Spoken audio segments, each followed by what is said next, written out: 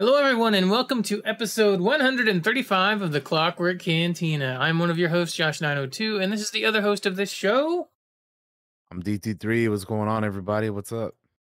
Hi, guys. How are you doing out there Today's show, we're going to be doing She-Hulk, Attorney at Law, and Lord of the Rings of Power in the second half. So I just want to go ahead and let you know that's what we're doing in today's show. If you're here, you probably already know that. So that'll be the second half. As usual, we will have gaming news, television news, and movie news, as well as what we've been up to the past week. Also, 135 episodes.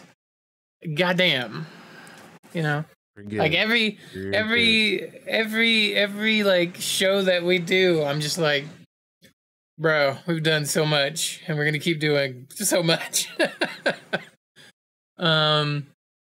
But yeah, I hope everybody out there's having a good week, has had a good past week. I hope you all got up to some cool stuff. Let us know in the chat if you have, or in the YouTube comments if you're watching this later or listening and on the MP3, all that stuff. But yeah, man, let's just go ahead and hop right into it. DT3, what have you been up to the past week? Hello, Val, in the chat. How are you?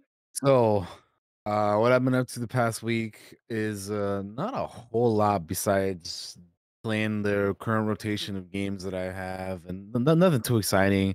I was looking into actually funny, last night we're gonna be having a uh, a Halloween episode. We are. In 2 weeks, because it's gonna be Halloween in 2 weeks. And I was just trying to confirm with our guests and all that. And I was like, you know what? I gotta figure out like what I'm gonna do for Halloween this year, like costume wise, man. So I was kind of looking into my costume last night a little bit and earlier today, and I kind of gotta, you know, figure out really I think I know what I'm gonna do. I just gotta like Ooh. see what stuff I have and what stuff I can maybe get, that won't be too, too crazy. But no, it should be good. I think it'll turn out good if I can make it happen the way that I see it, envisioned in my head. Mm-hmm. Um, but yeah, I'm excited for that now. And then apart from that, I've been playing games like I said, Fortnite, Overwatch 2, Rogue Company. Uh, tried the Dark Tide beta. That's one thing that I got to try was the Dark Tide beta. Played that for a couple days. I think it ended yesterday. It was only for the weekend, I'm pretty sure. But yeah, that was it was pretty fun. And what else? Uh Watched a couple movies. I watched Candyman 2021, the one that came out last year. That was pretty good. I enjoyed it. Um I feel like I need to go back and watch the original because either I haven't seen the original or it's been so long that I forgot about it. But they have cool the way they tie it into the old one is interesting, but or not Mm-hmm. interesting, but it's cool. It's just a cool how the way they do it. But anyway, um, so yeah, watch that. We watched the newest movie of the Halloween franchise, Halloween Ends. And I have said a lot about this movie the past since few days since we watched it. The only thing I'm gonna say now is thank goodness it's ended. Halloween needs to stay ended for a while because man, the past two movies, Halloween Kills and Halloween Ends, not a fan, dude. Not a fan. I know there's people out there who like it and enjoy it. I didn't work for me, man. Which is so crazy considering I thought Halloween 2018 was pretty awesome. Like, I thought Mm-hmm. it was pretty good, and then you just go, like, watch these 2 other ones, and you're like, "Man, how did the quality drop so much?" At least for me. I know people out there like them, but they didn't work for me, man. If they work for you, hey, I'm glad it worked for you. We need a new Freddy movie. I agree with that. Yeah. Haven't had one of those in a while. But yeah, watch that. What else? I've been trying to read more comics on Marvel Unlimited, but I kind of was I didn't read as much this past week as I did before.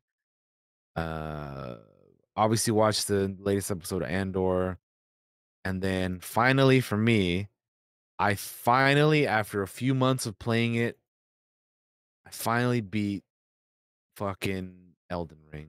The It's crazy to journey me because it feels like you just started it to me, and it's like you've already beaten it, and you haven't just started it. It's been like It's fucking been a few months now. months. Like, Yeah, yeah, it's it's been a crazy. couple months. That's what I was gonna say. Like, hell, dude, I've been playing that game. For me, it's felt like forever, dude. Like, it's been. I have like a total of like 90 something hours in the game.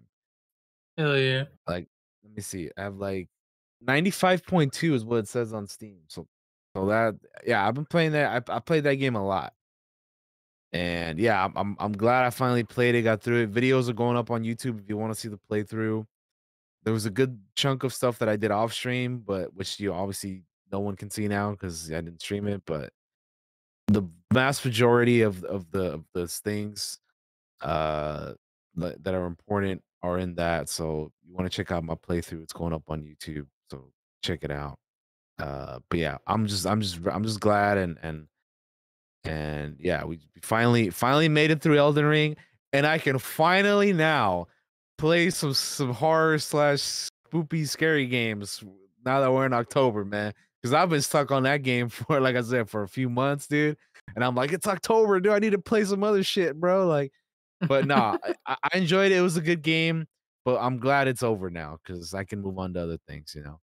Because I feel like for me, I don't know if this, like for anybody else feels this way, but like for me, whenever I play a game for too long like that, I'm like, okay, I'm having a lot of fun with it. It's a good game. I enjoy it. But at a certain point, you're like, this is too long. Like I need to go on. I need to move on to something else. You know what I mean? So Hmm. that's kind of what it felt like for me. Again, I enjoyed it, really liked it, had fun with the game. But you know, there comes a time where you gotta move on to other things, man. There's other stuff to play, bro. There's a Yep. lot of games out there and not a lot of time, dude. So, uh, yeah, that's basically how it went. And yeah, like I said, I'm just excited to move on to you know, other games that I'll be playing here soon on stream. So stay tuned for that.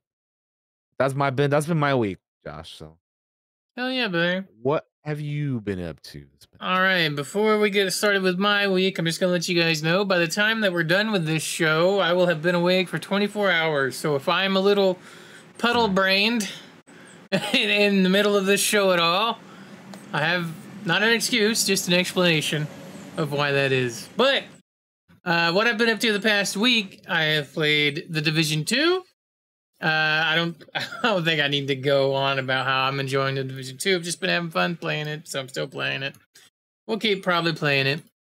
I watched Andor, the newest episode of that, which we will be doing a show on in the future. Halloween Ends. It was okay. It didn't blow my socks away. I didn't think it was as bad as the last movie. It still, I don't think, was good. It was just okay. Uh, yeah, I'm not gonna say a lot on that to be honest, because it was eh. Um, weight loss update, guys. It is we weighed in yesterday, and I'm keeping you guys up to date on that stuff as we go on this journey together, hopefully. And yesterday we weighed in and we lost 4 pounds this past week. Hell yeah, dude. That's awesome. Yes, it is That's crazy good stuff. after a couple of it does that, like, right, when we talk about weight loss, is like you'll go a week or two, won't lose much if anything, and then you will just lose a bunch for some reason. Our bodies are weird, man. Bodies are weird, but yeah, we lost 4 pounds. And I've lost, I think, 29.8 pounds. So hopefully That's by the pretty good, next man. podcast, we'll be at 30 pounds lost. And think about that. 30 pounds is a lot. It's like That's carrying good. Yeah. No, it's like that's carrying a crazy, small dude. dog with you everywhere you go, right? Like, if you think I'd about it. shit, I'd love to lose 30 pounds, man. That'd be good. Yep. You just kind of got to find what works for you and not beat yourself up when you fail. Because I'll tell you right now, guys, Daniel knows, DT knows, this past week, in the middle of the week, I ate a Krispy Kreme donut, and I shouldn't have. All right? and I felt guilty about it, and then I just, you know what? I let it go. You're gonna stumble. Like I told you, man. You're gonna fall. It happens. And you only ate one. It's not like you were like, yo, let me get like 3 of these. You know, you got one. It's true. You stopped yourself. You had the discipline to be like, okay, you know, you fell into the temptation, but you were like, that's it, one and done, and you know, it's all good, man. Like you still despite that still lost you know some more pounds this week. So hey, man, you're honestly you're doing great, man. Like I appreciate almost you 30 that. pounds so far. That's awesome, man. Like legit, like that's some good stuff, dude. I like talking about it on here just in case anybody out there might possibly get inspired by me. Like I know I ain't like follow me on this path and journey, nah, man. But if you watch this and it seems like, I'll be honest with you guys, I've been a big dude since I was like a fucking kid, like no joke. Like, but it's gonna be interesting to like go back and find the moment where Mr. 902 turns into skinny jeans. You know what I mean? Because we're going to get to that point eventually where it's going to be like, because I ain't stopping, all right? I'm going to keep, if anything, I'm going to work fucking harder. Because we're going to start working out here pretty soon. We're not doing the workout stuff really yet. It's mostly the diet, because you can't outwork a bad diet. You can only work, you know, you got to work with a good diet. So I haven't started the workout stuff yet. But we're going to do that. When we start doing that, that'll be the next little phase. But right now, we're just dropping some poundage. We're going to get to a nice, comfortable spot. We're going to start working out. And it's you guys are going to see it. It's going to be on the cameras. Every week, you're getting the update. Good or bad. You're going to get my failures, good or bad, you know, and my successes, too. Because it's important to document those things, I feel like. So, that's the weight loss update. And the last thing is this morning, because I haven't slept. I just, you know, anybody that knows me knows I don't sleep. I'm an insomniac most of the time. And it's 10 times worse since the gas company has started digging and all that stuff. Like, they just wake me up. Anyway. And it's probably why my sleep schedule is so boned right now. But the thing I did this morning is I moved all my stuff from the old workshop to the new workshop. So it is anybody that's been following the dice stuff is I haven't made any dice in like a week and a half, 2 weeks, something like that. It's crazy. I haven't done much because we were kind of tearing the old man. My dad was tearing apart. Crazy. It feels, I think it's something like that, like close to it. He was tearing apart the old workshop. He's like, we're going to use this new one. It'll be bigger. We'll have more space. If you're on my Snapchat, you already saw photos. I need to take photos and just post them on the Discord so people can see. Since I moved into the new space, I moved all my stuff out. I organized it more. I have shelving. I mean, it's look, it doesn't look fancy. It's a, you know, it looks like a fucking workshop. Need to, man. As long as it works, right? It's comfortable and I have space. And those are the two most important freaking things. So yeah, I'll take some photos of that. I'll put them on the Discord. Maybe I'll put them on the Twitter. I may put them up on the shop. But there's a few good things out of it. Besides the more space and stuff like that, is like I can actually run internet to this fucking new workshop easier. So, you know, we might do some workshop streams. You know, that might happen. That might be a thing. Oh yeah. You guys might get to watch me sand and paint some dice. It'll probably be like quiet streams with like some lo-fi music in the background because I can't talk with the mask on. You got to have the mask on to protect yourself when you're sanding. But when I'm painting, I don't need it and I can talk. But, you know, guys, that might be a thing that we might do in the future.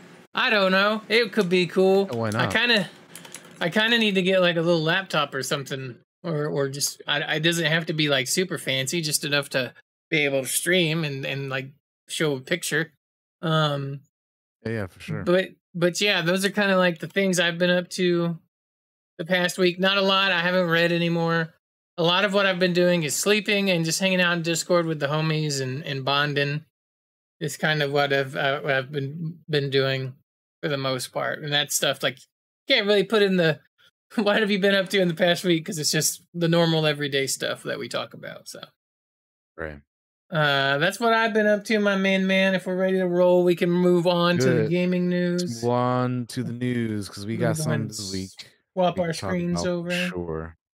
All right, let's hit it. What do we got up first? First up, first thing we got this week is we have some new Pokemon Scarlet and Violet information. We got a little new trailer talking about one of the new gym leaders. This is for the electric type gym leader. Iono, which is the electric type gym leader of Levincia, the most popular streamer in the Paldean region. So let's go ahead and check this little trailer out. It's 3 minutes long, and yeah, we'll see what they got for us here with this one, huh? All right, let's have a look. See at it, shall All we? right. I am ready. Ready? All right, 3, 2, 1, go.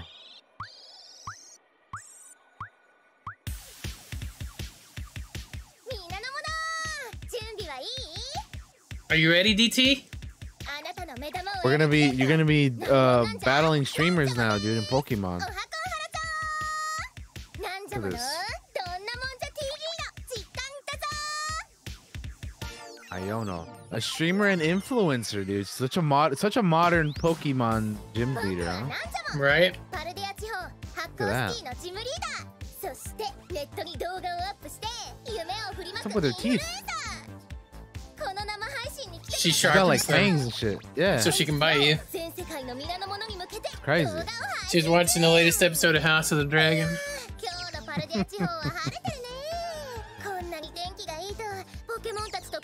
Alas.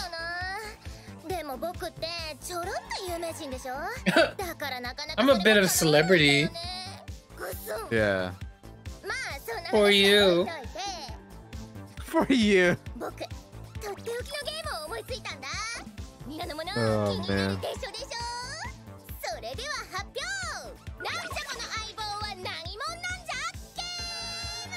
It's very Japanese also. It so is. I'm gonna describe my partner Pokepal to you. And you've got to guess what Pokemon. Who's that Pokemon?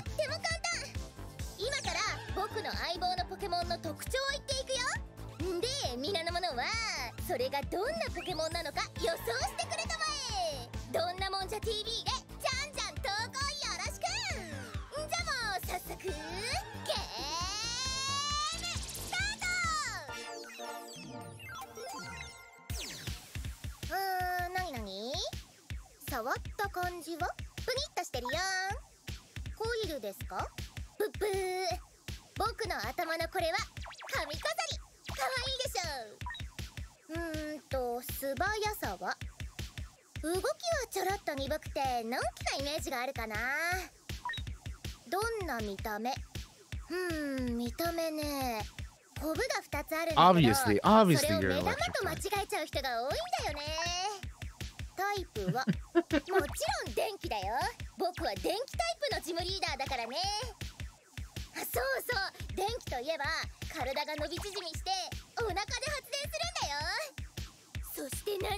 Also, this entire time,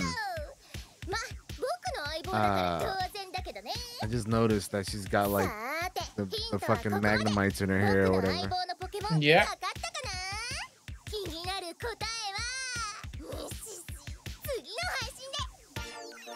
What a look. Oh, big ol' oversized jacket thing she's wearing. Fucking super long hair that's colored both blue and pink. That's not even like a regular jacket, bro. She escaped the insane asylum. She says that's a straight jacket. Yeah, I guess. I mean, there it is. That's the electric gym leader, Iono of Levincia, and one of them, and the most popular streamer in the Paldean region. You know, just so you guys know. That was very Japanese. Very, very Japanese. She has Colgate-kun's hairstyle though. Colgate-kun, yeah. You won't have to wait too long to meet this supercharged streamer because, the game releases next month on November 18th, so it's a month away, man. Oh boy, that was She definitely got more energy than I do. That's Zoomer energy right there. oh, I mean, yeah, dude, she's gotta have energy. She's a streamer, bro. She's gotta have all the hype. But anyway, that's a little bit more on Pokemon, Scarlet and Violet. I didn't know what the hell we're gonna watch there, but hey, that's that's what it is. What it is. That's what it was. Very very interesting. I don't know if they've been doing that with any of the other gym leaders at all, but they did it for that one. I don't know. Uh, Next up, we have a new D&D game, a new AAA D&D game rather, coming from the Dark Alliance studio. The developer also gets a new name. They're now known as Invoke Studios. So, uh, Invoke Studios is a new name for D&D Dark Alliance developer Tuque Games, and it's working on a new major D&D game. D&D publisher Wizards of the Coast, which bought the studio in 2019, announced a rebrand in a press release and said that the studio was currently working on a AAA game derived from the Dungeons and Dragons universe and developed on the Unreal 5 engine. The studio, led by Dominic Way, a 20-year Ubisoft veteran who rose through the ranks on the technical side before becoming a senior producer on the first two Watch Dogs games. Way joined the studio in 2021, just before it shipped Dark Alliance.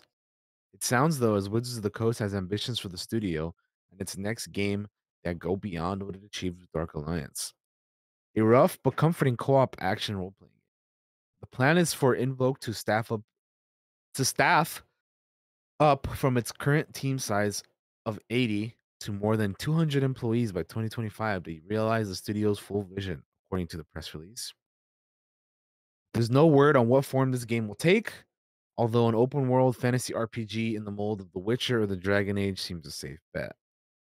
The Montreal development community, including of course Guay himself, has plenty of experience making this kind of game at Ubisoft Montreal and other studios. So yeah, they're making another big D&D game, Josh. There you go. Yeah, that's See cool. It's how cool this that one they're pans doing out. it. Dark Alliance was not very well received when it came out. It was not very good from what I remember. I played it and wasn't really crazy over it. I played it on Game Pass, which thank you Xbox for sparing me actually paying money for Dark Alliance because it was a very bad game in my opinion. But what's really interesting here, more than they're making one, I believe I read an article that Wizards of the Coast wants like a D&D game like every year.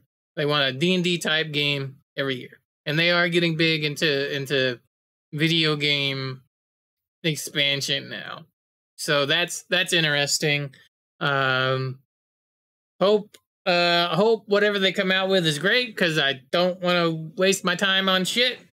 Um with repetitive Right. lines like "Evil dies tonight" and shit like Oh that. I don't want god. that. Oh no. Um, but yeah, we'll see.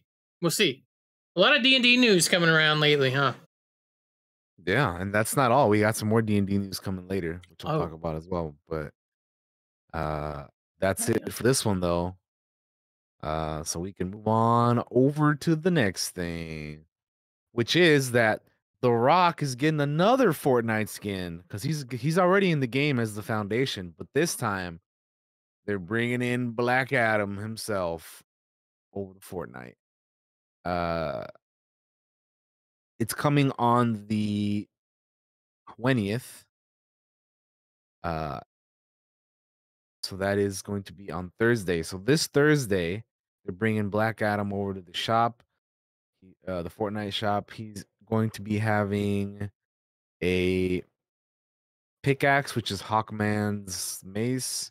He has back bling. The costume probably gonna have a couple styles along with the skin, and then he's got an emote of like him sitting down on the throne. They got a cool little image here with everything put together. and looks pretty cool. Uh, I imagine, yeah, there it is, the one that Josh threw up. That's the one I'm talking about. The cool little image there with you see everything. You got the pickaxe, you got the emote, the back bling, and the skin.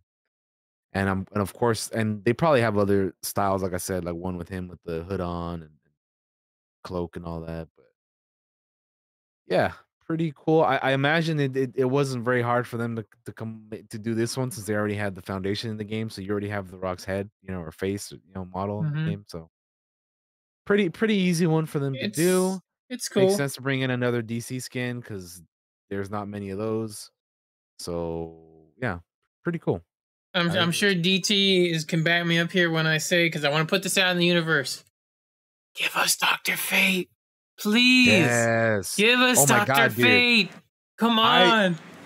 if they brought Dr. Fate, I'd be way you guys know that every time we talk about the Black Adam movie, I know it's called the Black Adam movie, but I'm way more excited for Dr. Fate than I am for Black Adam. Like I just if they brought in Dr. Fate into the game, that'd be like an immediate one for me. Hell yeah, dude. That'd be I feel awesome. like he'd fit. Like he could do a cool magic-y emo, Oh right? yeah. He's got a helmet. You could have a helmet version, non-helmet version. Uh, per easy back bling, you could do his symbol and stuff. Probably an easy melee weapon. My brain is mush right now, but yeah, if I could. Black Adam's cool. I'm glad they're doing this in the game. It's easy to do because of the Rock. But Doctor Fate's where it's at, baby. Come on, give it to us. That's what I'm saying. All right. Yeah. And also speaking of Fortnite, tomorrow Fortnitemares begins, so there's gonna be another update, and hopefully we get a bunch of cool stuff from that as well. I'm excited. So that'll be very fun. Uh, Check out. Moving on to the next piece of news we got here is that their Multiverses is getting a new patch, and they're adding Stripe from the Gremlins into the battle. We talked about him being one of the characters that they're going to be adding into the game before. So they're bringing him in finally now. And there's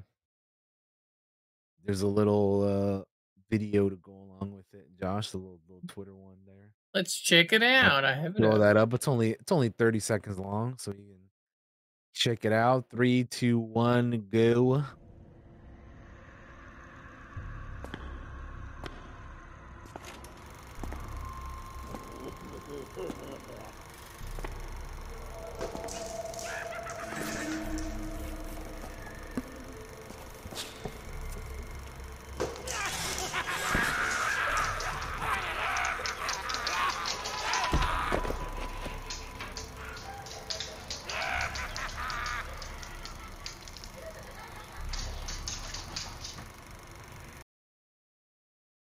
So there you have it. Uh Pretty cool. Pretty cool little video. So the new patch include a new map, a new fighter, and some fun additions. So Stripe the Gremlin joins the battle. Uh, Stripe is a chainsaw wielding assassin with destructive potential. He's the second Gremlin on the roster after Gizmo. There's also a Halloween event that is going from the October 12th to November 15th. Players can earn candy by using a Halloween cosmetic or playing as Stripe. Players can exchange candy for gold or special skins, like a mummy Rhine dog or calico variant on Cake the Cat.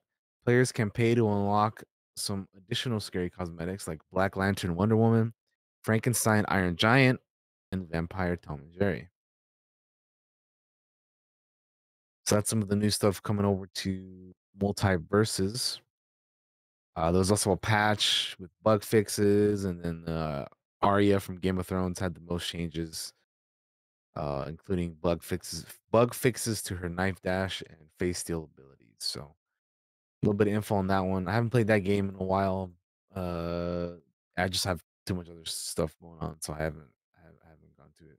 And you guys know I'm not like super into fighting games, so I tried it out. I think it's cool enough, but there's too many games now that like require you to like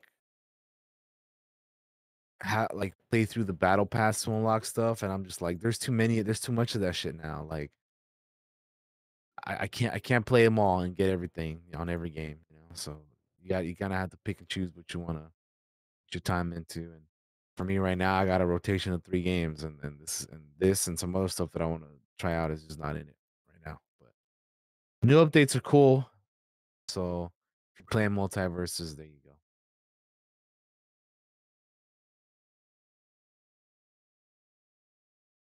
Okay.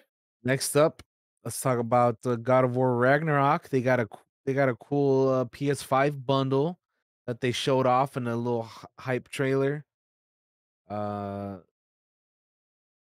game's gonna be coming out here on November 9th, so we got less than a month away. You got like basically several weeks away. So let's check this out. This is a very short one, 30 seconds, but when you're ready, Josh. Three, Mm-hmm. 2, 1, play.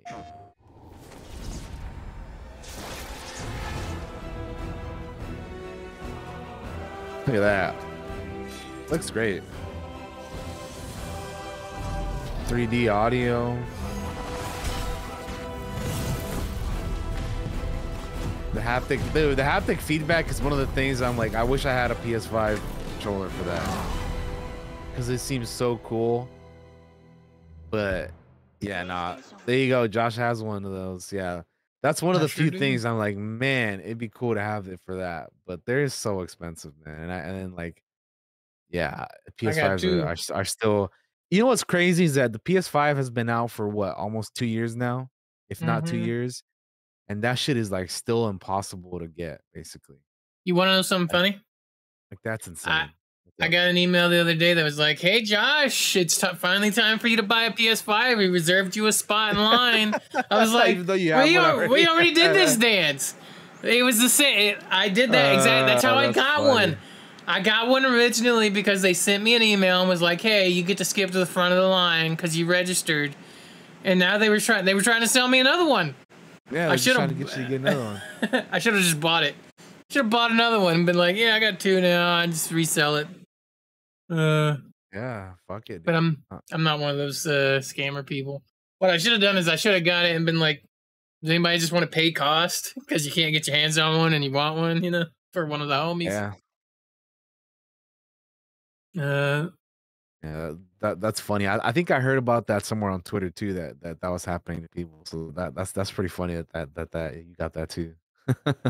but yeah, you're right. The fucking controllers are so cool, man. I want them to work on the PC, like PC versions of games, because I play most of Yeah, my stuff on the PC. they s- they seem awesome. The dual sense controllers, they seem really cool. I did the little robot game that comes with every PlayStation that I can't fucking think of what it's called right now because brain mush. Oh, But I don't know what it's called uh, either. But I know the one you're talking about, but I don't remember the name of it. it shows you all the cool shit this thing can do, and it can do a lot of cool shit.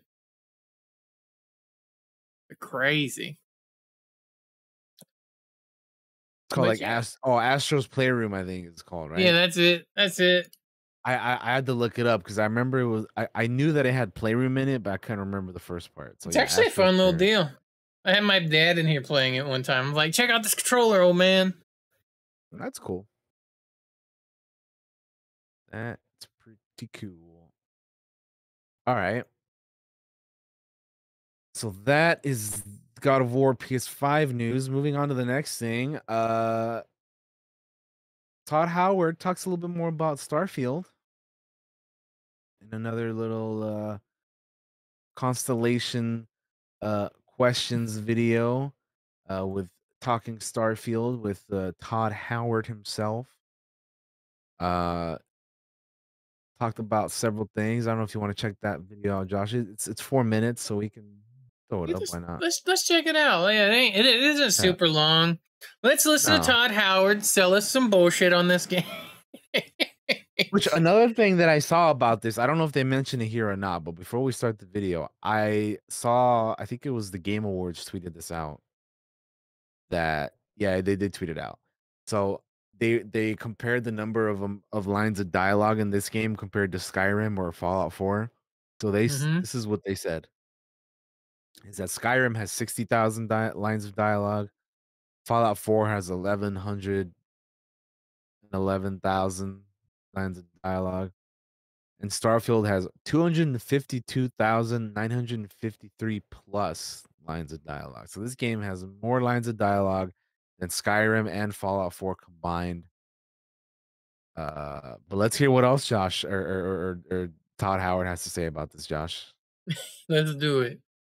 3, 2, 1, go.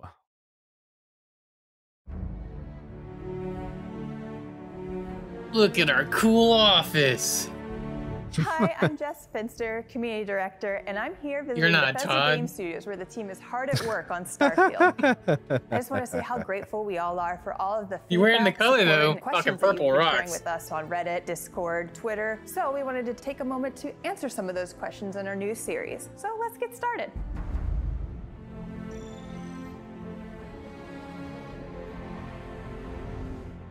First thing that we want to know is what inspired Starfield? Oh, you know, so many things. I think the main ones that, I'm going to go back like in time here.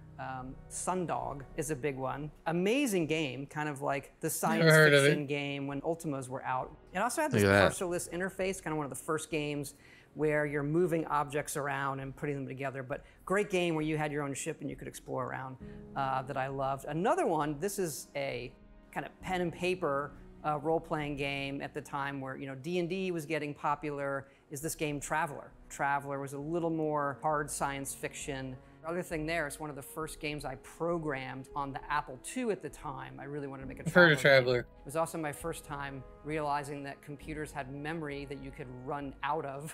I can already see the comments, people saying, you've been running computers out of memory for 40 years now. But that's an easy comment, everybody. You can do better. But those are the big ones, hearkening back to those old role-playing games that we loved, and hey, can we pull off something like this with today's computers and consoles, et cetera? You mentioned hard space or hard sci-fi, and I know that that's one of the things that's been hotly debated in the community. Is Starfield considered a hard sci-fi? I never quite know, because that's always like, what do they think it is if you say yes or no? I think it is more hard to us, hard science fiction, where you can draw that line from, okay, here's how man explored space, and you can even look at our ships and say, all right, that has some visual identity back to that. But it's a trap question because it's a video game, right? Like a hard science fiction video game would be you die in space cold. A good example, we were really into fuel and how the gravity drive works, and I'm reading papers on quantum physics and bending space in front of you. You don't actually warp, you bend the space, you bring the space towards you. And so we were playing that, and it became very punitive to the player. Your ship would run out of fuel and the game would just stop. You just want to get back to what you're doing, so we've recently changed it where the fuel in your ship and the grav drive limits how far you could go at once, but it doesn't run out of fuel. Maybe there'll be an update or a mod that allows that, but that's what we're doing now. Constellation members are excited about the character customization and the traits in the game. Can you talk more about what players will experience with the traits? I love our trait list, it's super fun, but each one obviously comes with some sort of negative as well. And we have a way in the game, kind of an activity or quest you can do to remove that trait, as opposed to, don't like my character, I want to start over. Each of them are something that you can solve that removes the entire trait for the rest of your playthrough. The last question, we have speech checks and dialogue that reflect your character build. Do you want to expand upon that at all? Yeah, look, we've done a lot of different dialogue systems. We've gone back to kind of I'll call it a classic Bethesda style dialogue, with you're looking at the character and how they emote. You have a series of choices there. The scope of the game, the amount of content we're making, is a bit more than we've done before in terms of quests and things like that. But the depth in some of this stuff with the dialogue, we just passed 250,000 lines. And so that's a lot of dialogue. Oh, there it is. We've gone through it, and the impact is really there. And that includes my favorite speech persuasion system. You're not talking us out of this score. It feels like it's part of the dialogue, but you're spending character looks cool to persuade them. You're willing to give up the ship? Just like that? It feels natural, not like I've entered some other mode where we're not I'm not doing regular dialogue. It's just I'm in this mode of persuading you to get what I want. Having a way with words might prove useful. That's it. That's all the questions that I had for today. Yeah, this has been great. Everybody out there, keep it coming. We do really read it all, and also we look forward to showing you more of the game in the future as well. Thanks everyone for tuning in. That's all we have for today. But don't forget, you can submit your questions at the hashtag below. See you later. What do you think, Josh? From this little video here that I'm talking about it. It's cool. I want to see more of the game. So they were talking a little bit about the trades. So let's go over some of the trades that we have here. So we got a few we can talk about really quickly. So we have Dream Home, which is you can customize. You own a customizable house on a peaceful planet, but must pay 50K credit mortgage each week. So they, as you can see, they have some positive effects and then a negative trade-off. Well, I'm gonna burn down the bank, I guess, to get rid of that and that mortgage. So that's that one. Then you have Extrovert, which is you use less oxygen if you have a companion, but more if you're alone. You have Freestar Collective Settler, gain special dialogue options and better rewards from certain factions, but higher crime bounties with others. Hero Worship. A rando fan of yours will show up to bother you frequently, but will bring gifts. That one is from fucking Elder Scrolls. Is it? My brain went Elden Ring. No, Elden. It's the Elden Scrolls. I never played those games, so I don't know. But that's kind of interesting. What kind of gifts do they bring you that will be negative? I don't know. He used to just in the Elder Scrolls. They would, what it was is you fought in like an arena and you got a fan, and they would just follow you around, fucking everywhere, and would talk. It would never leave you alone. A lot of people killed that guy. I was gonna say, can you not just get rid of him or kill him or whatever? Because that's crazy, dude. You can get rid of him. I think you can kill him. And there's probably other ways to do it too. He's like a little short elf dude. It's been a while. Gotcha. We have Introvert, make endurance or more endurance while alone, less while you have companions. You have Kid Stuff. You can visit your parents at their home, but 10% of your money will automatically go to them. Like that. You have Neon Street Rat. Gain access to special dialogue options and better rewards on Neon. Crime bounties with other factions are increased. You have Raised Enlightened. Gain access to a chest full of items in the House of the Enlightened, but lose access to another chest. Raised Universal. Gain access to a chest full of items in the Sanctum Universum, but lose access to another one. So those are some of the few traits that are, in the game that have both positive and negative, effects. You can also remove these traits to get rid of their negative and positive effects by completing a quest or activity. Players who make a poor choice early on will need to restart the game just to reroll their character's traits. So that's pretty cool. Pretty interesting. So yeah, a little bit more info on on Starfield. I saw some people that were like, you can kill your parents and that's how you get rid of your debt. Or that negative trait with them. That's where they take 10% of your money. They were just speculating, of course, because it's fucking Bethesda and a lot of their games are just wild and dark and you can do crazy shit with them sometimes. Yeah, no, that's something. All right. Moving on. G4 is being shut down again less than a year after it relaunched. So Comcast is pulling the plug on the network behind such series as X-Play, Attack of the Show, and more.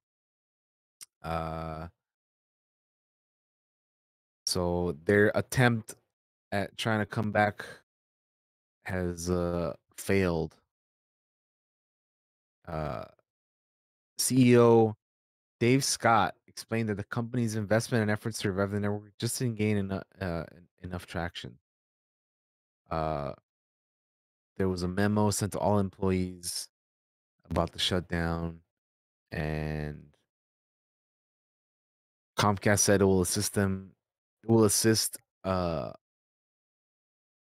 the employees and contract workers that were affected by it, uh, and consider some for internal opportunities. So there's a whole lot more into this that you can go read if you guys want to go check it out. There's an article over at Deadline you guys can check out. Um, Also, if you want just like smaller, like what's crazy is that like there was literally what I saw about this was that there was people who were working at G4 that found out about them losing their job through tweets and Mm-hmm. all this art. Like could you imagine like just opening up Twitter? You're working for a company at some point, and you find out that shit ain't around or don't exist no more or ain't gonna be happening anymore through like a tweet or something. You'd be like, damn, well that fucking sucks. Like, and you gotta go out there and try to find something else again. Yeah. Shit's rough, man. I didn't even really check out the new G4 to be honest, that much. Yeah.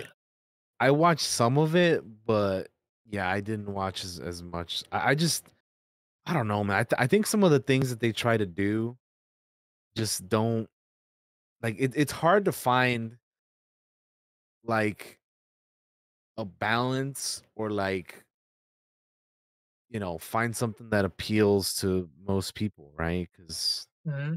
I don't know. It's just a difficult thing to do. I don't know how you would you know um go about handling something like this.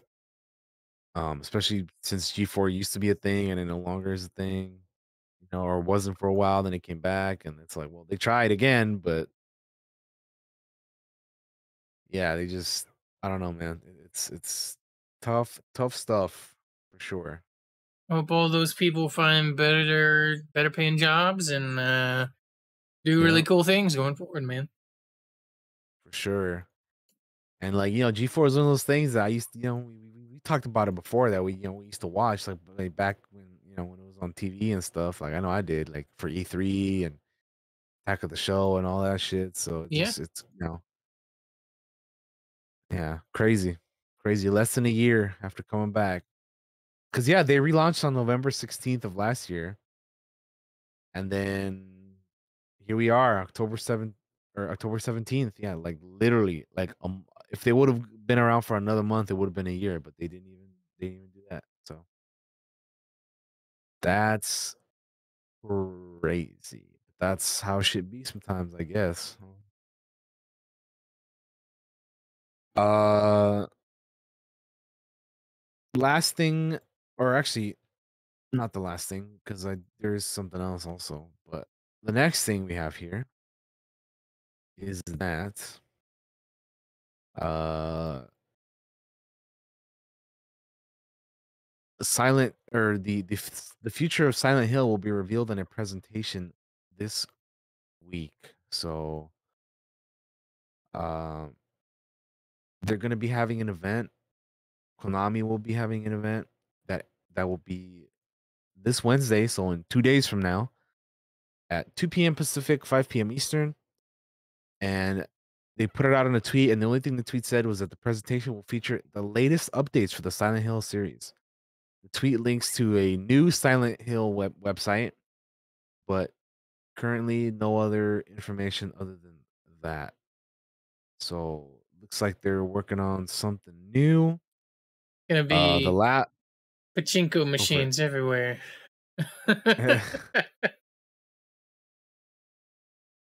The what I was gonna say is the last uh full-fledged Silent Hill game was 10 years ago with the PS Vita game Book of Memories. Uh and then, obviously there's the fucking infamous PT demo that was, a teaser for Hideo Kojima's canceled Silent Hills, but there hasn't really been anything for a while. Looks like that's going to change soon. I don't know if you played any of these games before, Josh. I know I haven't. I've always heard of them, but No, I've yeah, never really played Silent them. Hills, Silent Hill, man. So here's my thoughts. Yep. If you're a fan of Silent Hill, if you're a fan of Konami, for the love of God, temper your expectations, because even if they show you a fucking trailer that blows your socks off tomorrow, for the love of God, temper your expectations, because Konami is in the business of making money, and money for them is pachinko. All right, they haven't really shown much interest in gaming, I feel, lately. So for the love of God, I'm begging you. If I see you idiots on Twitter being like, "This looks awesome," I'm gonna reply to you, and I don't do this very often. I'm gonna reply to you, and I'm gonna be like, "Temper your expectations, my friend, because you shouldn't have faith in Konami." Bro, you know what's gonna happen. You know what's gonna happen. Yeah, it sure is. I'm gonna be sending replies. All right, and people are gonna be hating me, but you know what? I'll get some clout out of it, I guess. We'll do that. Why not? Fuck it. Okay. All right. I have one last thing here for the gaming news, and that is that the Splinter Cell remake director has left Ubisoft. So David Grivell was at Ubisoft for more than 11 years. He announced on LinkedIn that he'll be moving to a new adventure following more than a decade working on Ubisoft games such as Assassin's Creed Unity, Far Cry 5, and most recently, the Splinter Cell remake. It's unclear how his departure will affect the remake's development at Ubisoft Toronto, but he appears to be living on good terms, meaning Ubisoft likely had plans for his replacement in place, though a new director is yet to be announced. And what he said in his post was that after more than 11 years at Ubisoft, it's time for me to go on a new adventure. 11 years is a long time, and summing it up in one post is quasi impossible, but I must say I've been lucky to work with so many great people over the years, made so many friends. I want to give a heartfelt thank you to everyone I worked with at Ubisoft and say au revoir. But this is not a due for ours, a small industry. So I'm looking forward to our paths crossing again in the future. As for what the new adventure is, stay tuned. So, yep, Splinter Cell remake getting a little bit of change of director, but from what they say here is that it probably won't make too much of a difference because they kind of left on good terms and they kind of were expecting maybe his departure. So yeah, not bad. Yeah. I know you're a Splinter Cell guy though, so yeah. I've actually never played the Splinter Cell. Oh, haven't? No, Huh. I have not. Huh. Well, that's not true. I played the first game a little bit, way back when it first came out. And I think I played like one of the multiplayer things, like a beta test, and I thought this is cool, and I never bought the game. But what I was gonna say was like, I feel like Ubisoft is just losing people, a lot of people, lately, and they're like, for me, they're like one step below Blizzard. They're like one sexual harassment lawsuit away from me just giving them the Blizzard treatment for the next year. So it's I don't know how I feel about Ubisoft lately, to be honest with you. Like they seem to be having a rough time right now. With losing people. They need to like change their culture and like make some actual good changes inside their studio. So interesting. And weird. But yeah.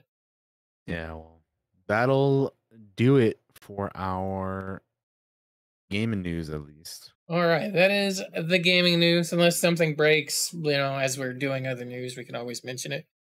But let's move on to the TV news. Let me go ahead and flip over screens. Indeed. Let's keep on rolling here, DT. What do we got? Let's keep it moving. Let's keep it pushing. The next thing that we have here, or the first thing that we have here for the TV news, is that uh, we have Colin Farrell and the Penguin, which he was in the Batman movie, was saying that his show that's going to be on HBO Max, The Penguin, starts 1 week after the Batman ending and will run 6 to 8 hours. Gotham is still underwater. Huh. So this is exactly what he had to say in his quote. So it starts about a week after the Batman ends, so Gotham is still somewhat underwater. I read the first script of the first episode and it opens up on my feet splashing through the water in Falcone's office. Even that alone, when I read it, I was like, "Oh Jesus!" It's lovely. It's so well written. Lauren LaFranc has done such an extraordinary job, and she's writing the whole thing and show running. She's formidable. It's just an exciting prospect. I love that character. I was greedy with it. I felt like I didn't have enough. I wanted to do more. I wanted to do more, it more and more and more. Uh, and this is he also said this. I read the first episode, which is just so tasty and so unusual as the character was on the page, and what Matt Reeves kind of envisioned when he was thinking this kind of iteration of the bang up of Oz. So yeah, it'll be I think 6 or 8 hours. I'm supposed to read episode 2 and 3 within the next week. Uh, Plot details are kept under wraps, and it does not have an official release date. But uh, that is a little bit more info we have on that. Seems interesting. I mean, obviously, from the end of the movie, they set it up that he was going to be on the rise now after Falcone's been taken out. So this kind of makes sense to me. I'm very curious how they're gonna go about it because, like, I like the character and his version of it, and I'm very intrigued by this like incarnation of Gotham. Like, I really like this version of it, but I'm like, how do you? If we're gonna be following the Penguin, how do we make him like? How do we have him be the guy we're gonna be following around? You know?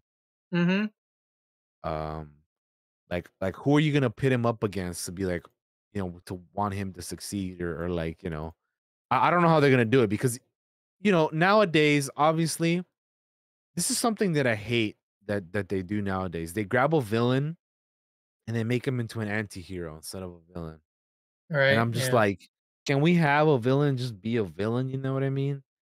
And but that's what they do a lot of the times when you have a villain character be the main character because or else they're I guess people think how else are you supposed to root for him, but it's just like I don't know, man. I think with what they did on the Joker, the 2019 movie, he was just a bad dude, right? Like, and I thought that was such a great movie, and I feel like they can do what they did with that with other like villain stories, like I'm just sick of every villain being turned into an anti-hero. Like that's one of the things about like speaking of Black Adam.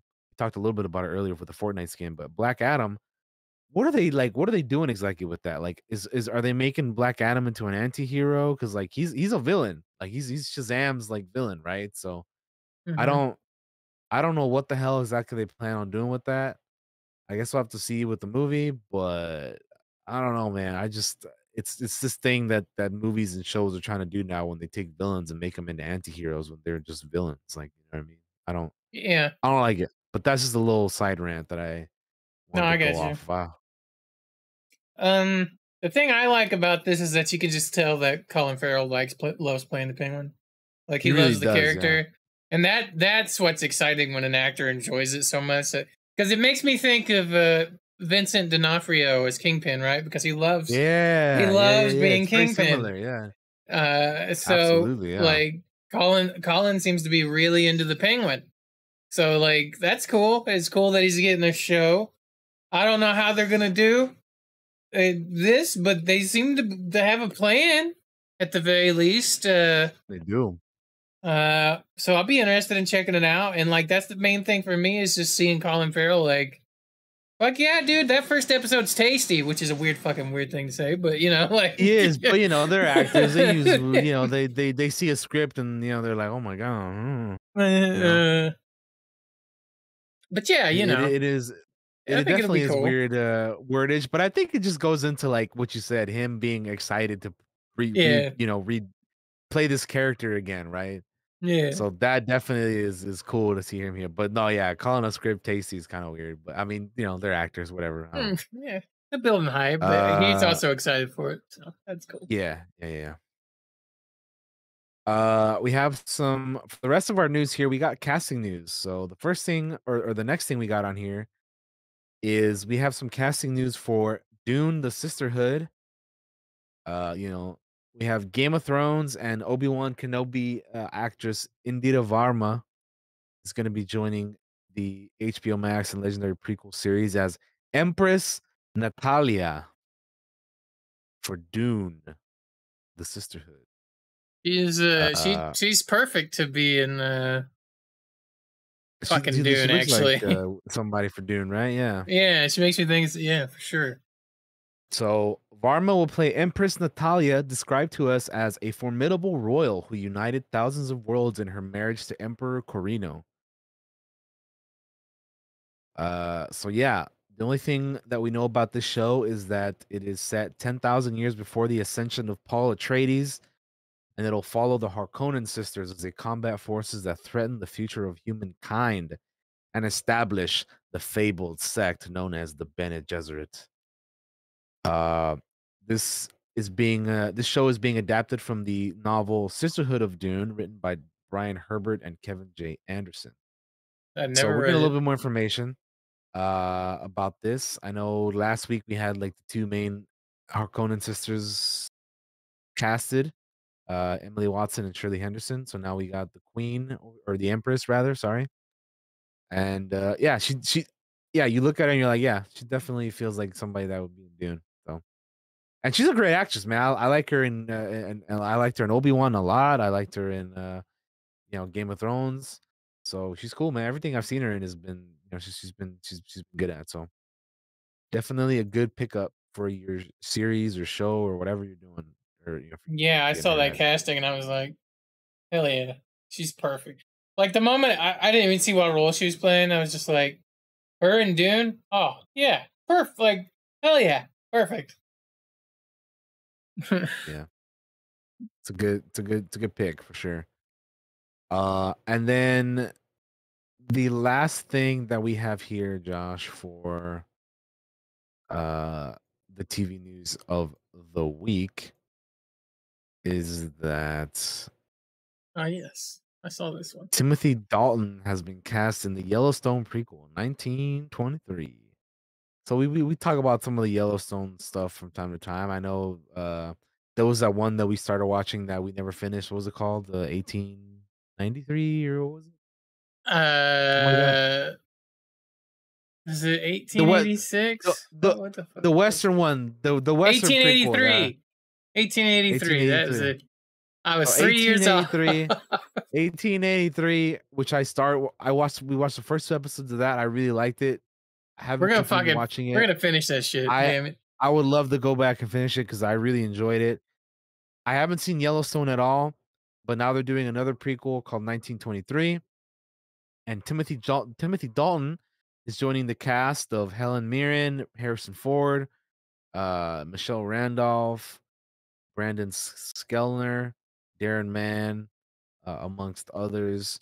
And 1923 will introduce a new generation of the Dutton family and explore the early 20th century when pandemics, historic drought, and the end of Prohibition and the Great Depression all plagued the Mountain West and the Duttons who call it home. So there you go. Timothy Dalton, another good pick to add to your show. He's straight up going to be the villain, I hope. Would make a lot of sense, right? The way they describe the character in this article, it feels like he is. Yeah, so what it says is he will play Donald Whitfield, a powerful, self-confident man who reeks of wealth and the lack of empathy it requires to obtain it. He is intimidating and nefarious and is used to getting what he means. Sounds like a villain to me. That's a heck of a description, ain't it? Yeah. Yeah. But there you Cool. have it, man. That is our TV news for the week. Not a whole lot this time around, but you know, It is what it is. still something. Still something. All right, partner.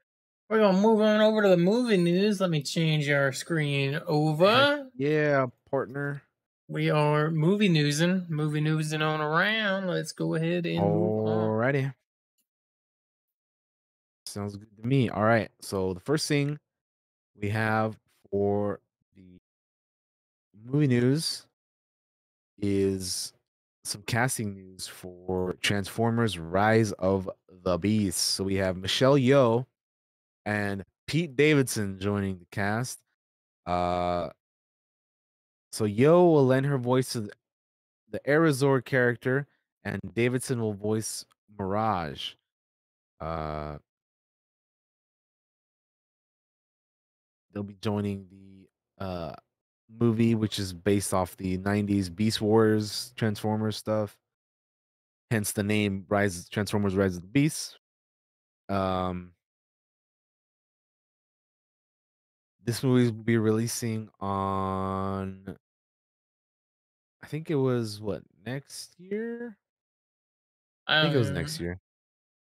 Oh, it says June 9th, 2023 in this article at the bottom. Gotcha. Okay. Transformers Rise of the Beast will partially be set in Brooklyn, New York, and also go to Peru, among other locations. Uh Directing this one is not uh Michael Bay or Travis Knight, but Stephen Caple Jr. will be directing this one. Um who I think we've mentioned before is going to be doing this whenever we talked about this movie being a thing. And then obviously you're gonna have what's his name from In the Heights.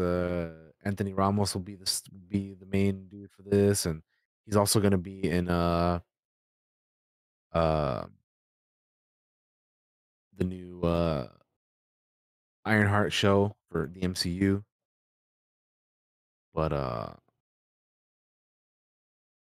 yeah.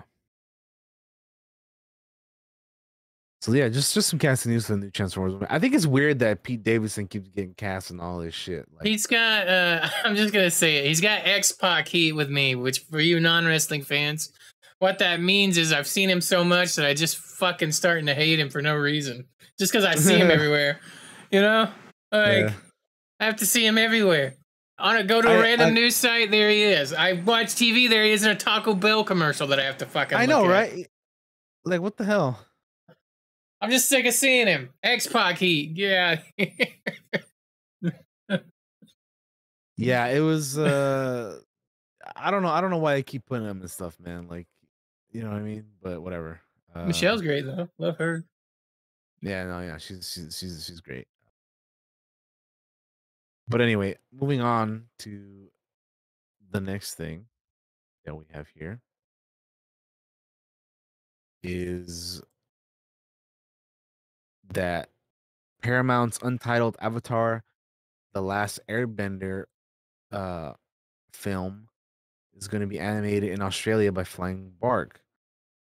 So the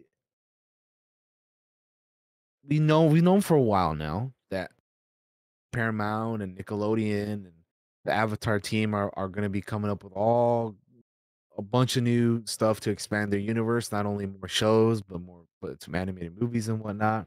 Mm-hmm. Um so they're going to be working on this movie, and I think this one, I they're doing so many now that I forget like which one it is, but I don't know if this is the one that's gonna be focused on Aang and his gang, but or one of the other ones, but yeah, I just think it's cool that we're, finally, getting to the point where we're getting more Avatar. But they're gonna be appointed. But yeah, like I said, Flying Bark Productions has been appointed as the animator of the first of 3 untitled Avatar films. So I think this might be the Aang and his gang one. All right. Because I think that's kind of what the rumor was. I think of what the first one was gonna be. And then I know they were doing like a Kyoshi one, and then like a Zuko one. I think was what the rumors were, right? Or, something like that. But so anyway, that's pretty cool. Um, in a in a little message they put out, they said we with a company full of creators and super fans, the Avatar feature is a dream project for the team at Flying Bark. This is a really exciting time for the Australian animation industry, and we look forward to welcoming new talent at our studio in Sydney, as well as further developing our incredible team of artists. So good for them for you know getting Avatar, uh, the one of the first Avatar animated movie. Um, but I'm excited to see what it's gonna be because I like Josh. We're both fans of the Avatar, the Last Airbender universe and world and stuff. So Hmm. yeah, I'm very excited to see what they are gonna be cooking up for us with the Avatar team. Yeah. And if you guys are wondering like what other stuff they've done, Flying Bark, they've done like they did some of Marvel's What If. They did Rise of the Teenage Mutant Ninja Turtles show, which I think is like the more recent of the Ninja Turtles stuff. Um, and then they've done other like smaller things like uh Frenzy Space Monkey Kid and just other you know other stuff. They've done a 100% Wolf the movie and just things that maybe are not as well known. But like I said, probably the biggest projects they've worked on is probably What If for Marvel and then the Rise of the Teenage Mutant Ninja Turtles. But anyway, you gonna say something about this, Josh? Um. Sorry. What I was gonna say is, if you like Avatar, like DT and I do, you guys can also go and check out. This is me. I'm just gonna promote something here really quick because I didn't put it in the Yes, yes, news. yes. I know where this is going. Go check out the Avatar: The Last Airbender or Avatar the tabletop RPG. They put up pre-orders on Drive-Thru RPG and also their website. If you guys are interested in any of if you're a fan of Avatar, go check it out. You can go pre-order it now. I actually already have my books, my digital ones, because I was a Kickstarter backer of it. But now you guys can be a part of that too. And since we were talking about Avatar, I was like, this is a good way to throw that in there and give them a little bit of free advertising here on the show because we love it, and we will probably be diving in to those books at some point in the future. So yeah, that's cool. All right, DT, what do we got next? Good. All right, my friend. We are gonna be talking. Remember how earlier I said there was gonna be more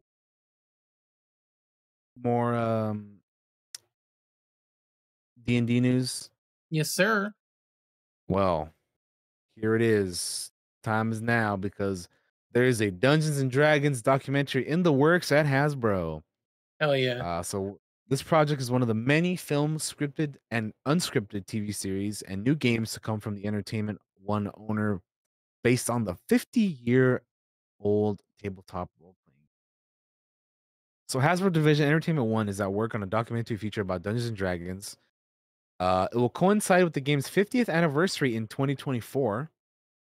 We'll draw on the game's wizards and elves and archived D&D footage dating back to the game's creation in the early 70s. D&D writer Joe Manganiello will co-direct the project with Kyle Newman, while his brother Nick Manganiello, along with Anthony Savini and Cecily Tyler, Hasbro president of Wizards of the Coast and Digital Gaming, will produce.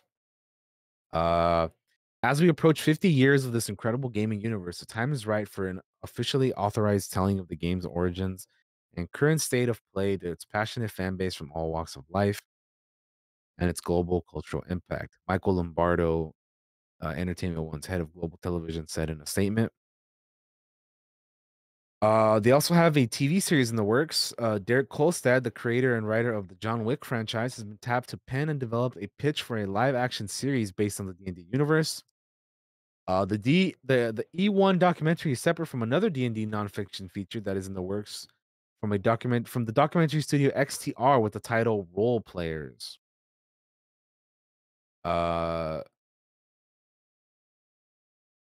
We see a bright future for Dungeons and Dragons, and we only see these opportunities growing over time as we invest in an end-to-end brand blueprint for Dungeons and Dragons, including blockbuster films and streaming TV, AAA video games, and a major consumer products push with significant marketing tie-ins.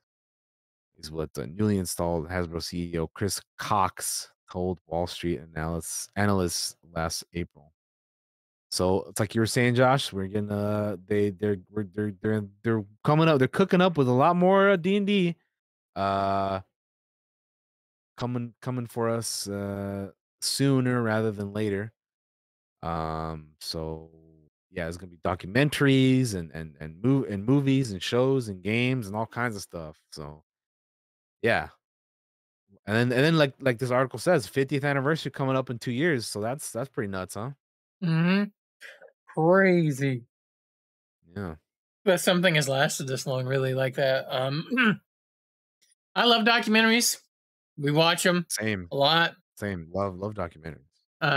So I really just to no, go back ahead. in here real quick. I really love documentaries and behind the scenes stuff. Like when we did the Light and Magic podcast.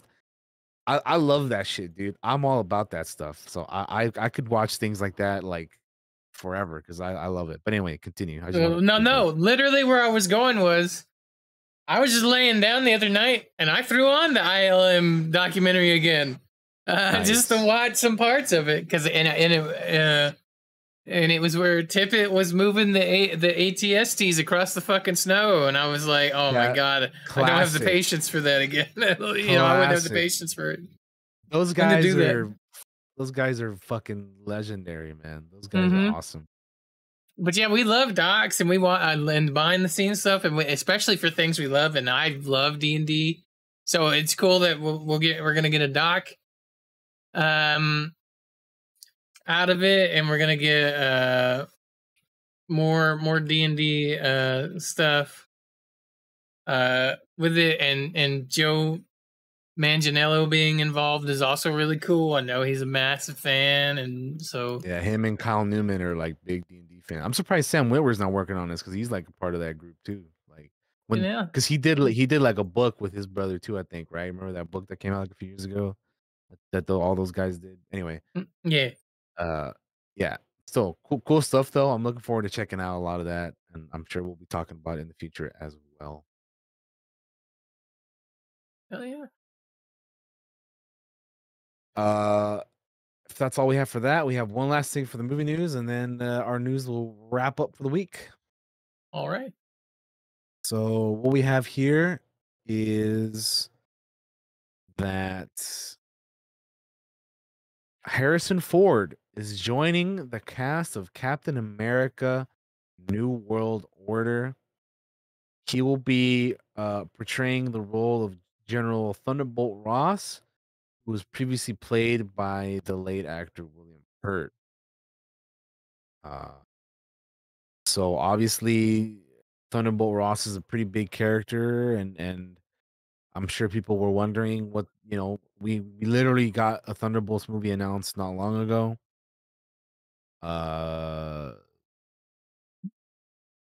And like I said, I'm sure people were trying to figure out and wonder like what they were going to do with the character now that we're like doing all this stuff with the future of the MCU. And he's like seems to be a big part of it, but William Hurt passed away, so like, what are you gonna do with the character, right? Like, and they're just gonna and now we have it confirmed that he was officially recast as Harrison Ford is going to be joining. I think this is a good pick. Harrison's obviously solid, and I think he'll do what he needs to do with this. My favorite thing that's going to come from all of this though is people are going to be interviewing him, and they're gonna be talking about like MCU related questions, and we're like, "What the hell are you talking about?" You know, like, what is that? So that is what I'm like more so than him being the character. I'm just excited to have all these interviewers ask him nerdy ass, fucking geeky ass questions. And be like, I don't know what that is, and I don't care. You know, I don't give a damn. That's yeah, fuck you. Leave me alone. I love Harrison Ford, dude. He's great, dude. He's great. So that's what I'm excited about. To be honest, grumpy old man to the max. Yeah. But like I said, good pick. If you're gonna replace, if you're gonna get a replacement for Thunderbolt Ross, it's a good choice. Yep, for sure. But yeah, that'll do it here, man, for our movie news. So that's gonna do it for the news, ladies and gonna be it, gentlemen. We're gonna take a quick break. We'll be right back after this. We'll get into the main part of our show. We'll probably talk She-Hulk first. So we will, yeah. So we're gonna talk. Second. That's what I was gonna say. We're gonna do She-Hulk first, and then Rings of Power second. For those of you wondering, in the order we're gonna go in, that's how we're gonna do it. So stay tuned. Be back momentarily. We'll be right back after this. I'll run some ads, guys. YouTube, it'll be instant for you. Be right back.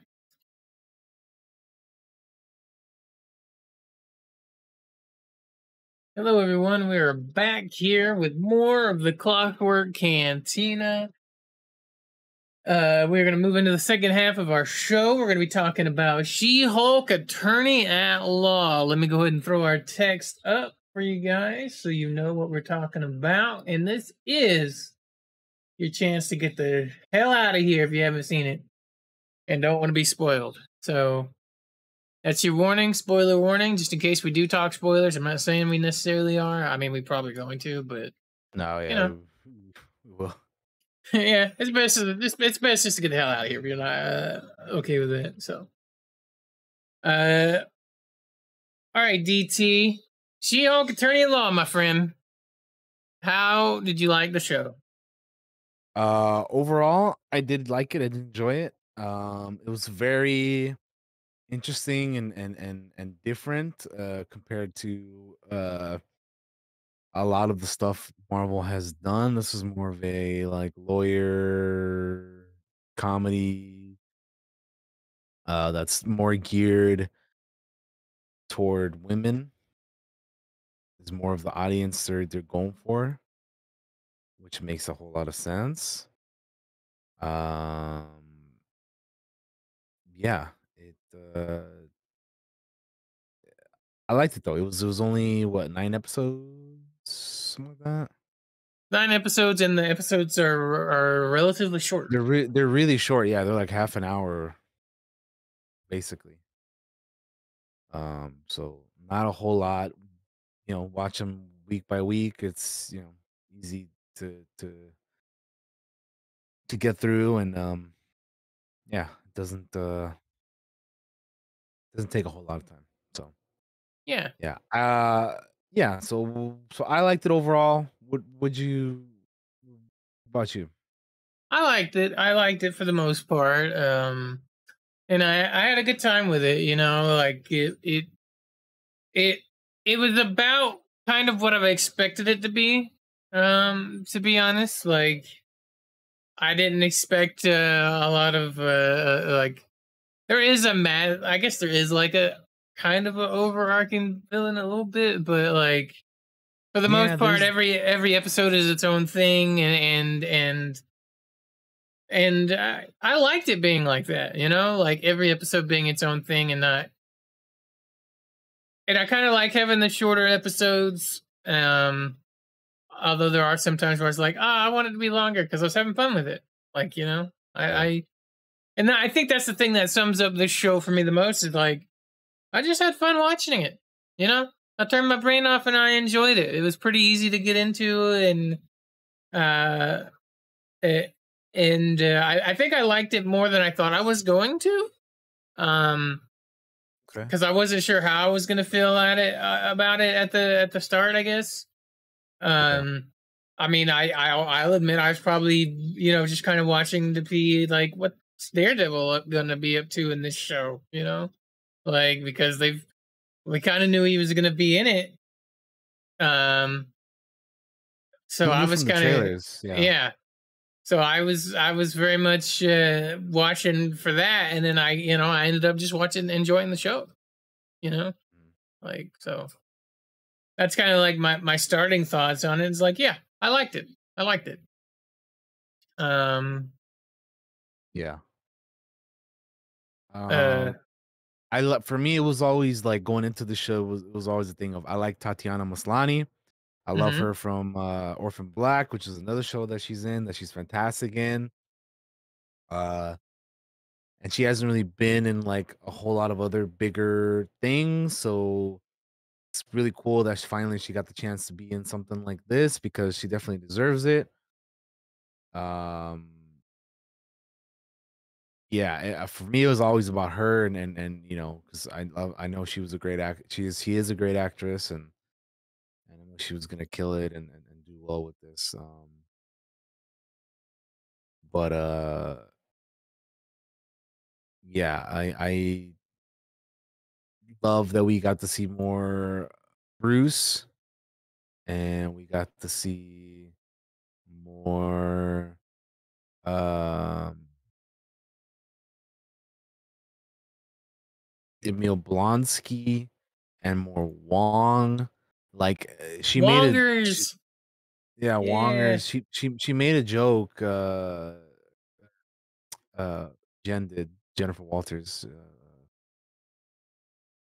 where she was talking about like this is not one of those types of shows that's gonna have like a cameo of the week or whatever kind of deal, right?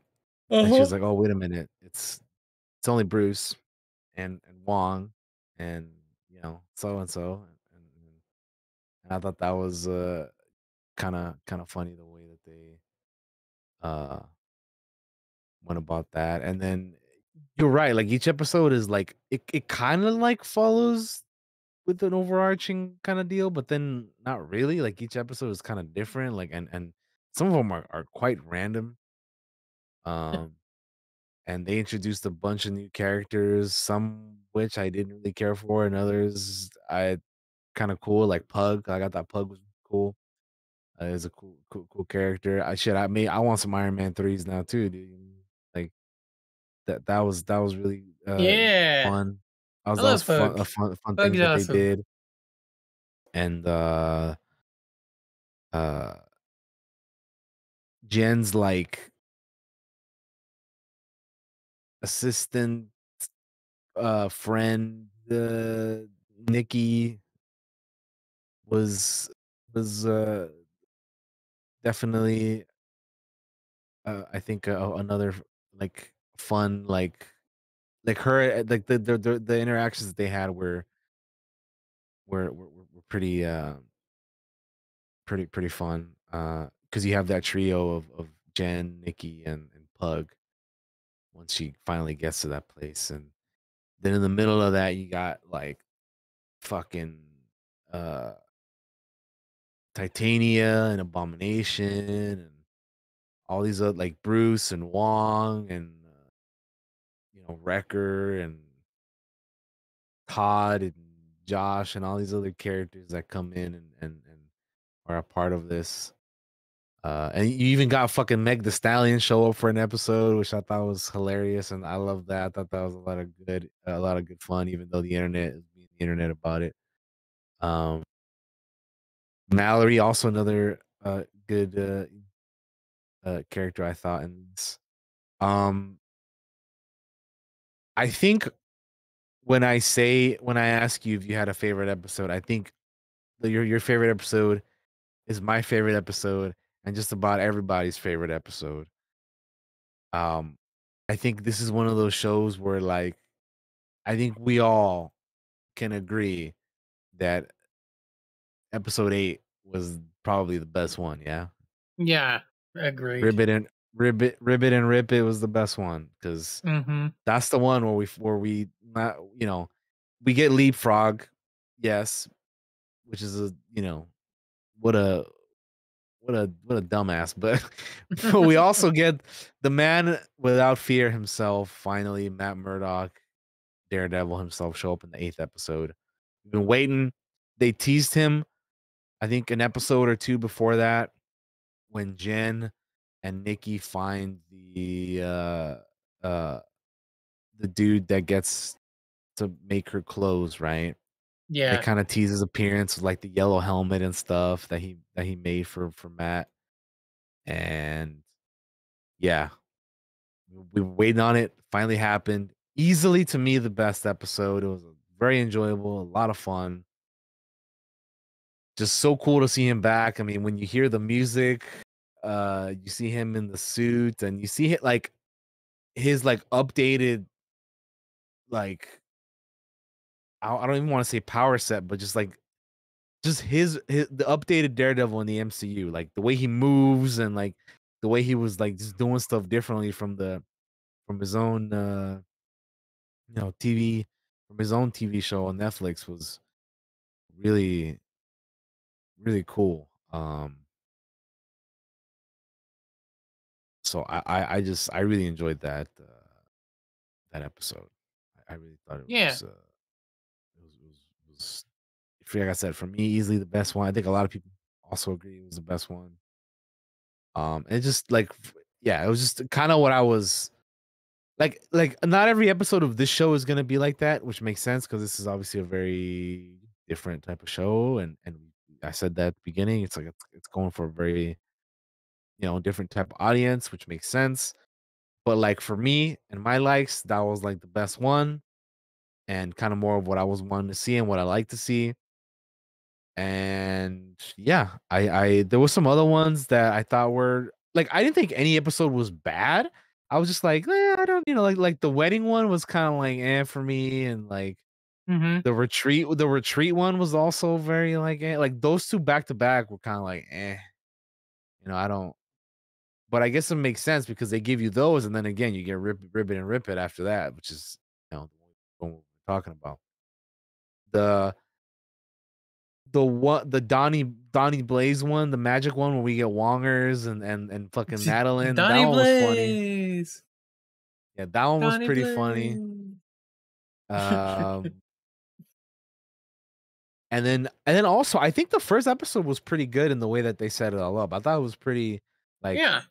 here's Bruce and Jen, and this is how she gets the powers, and this is how you remove Bruce from the story for a little bit because he's got to go back to Sakaar, and eventually, spoiler alert, we see at the season finale, the reason he's gone and he leaves because he's got a son, Scar.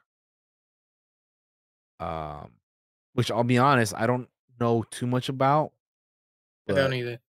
obviously from the comics and all that, and I'm curious to learn more about how they're what his character is gonna do, and now that he's gonna be in the MCU and all that. Um, so yeah, that'll be intriguing. But yeah, oh, it's that was an interesting reveal that they decided to do. Uh,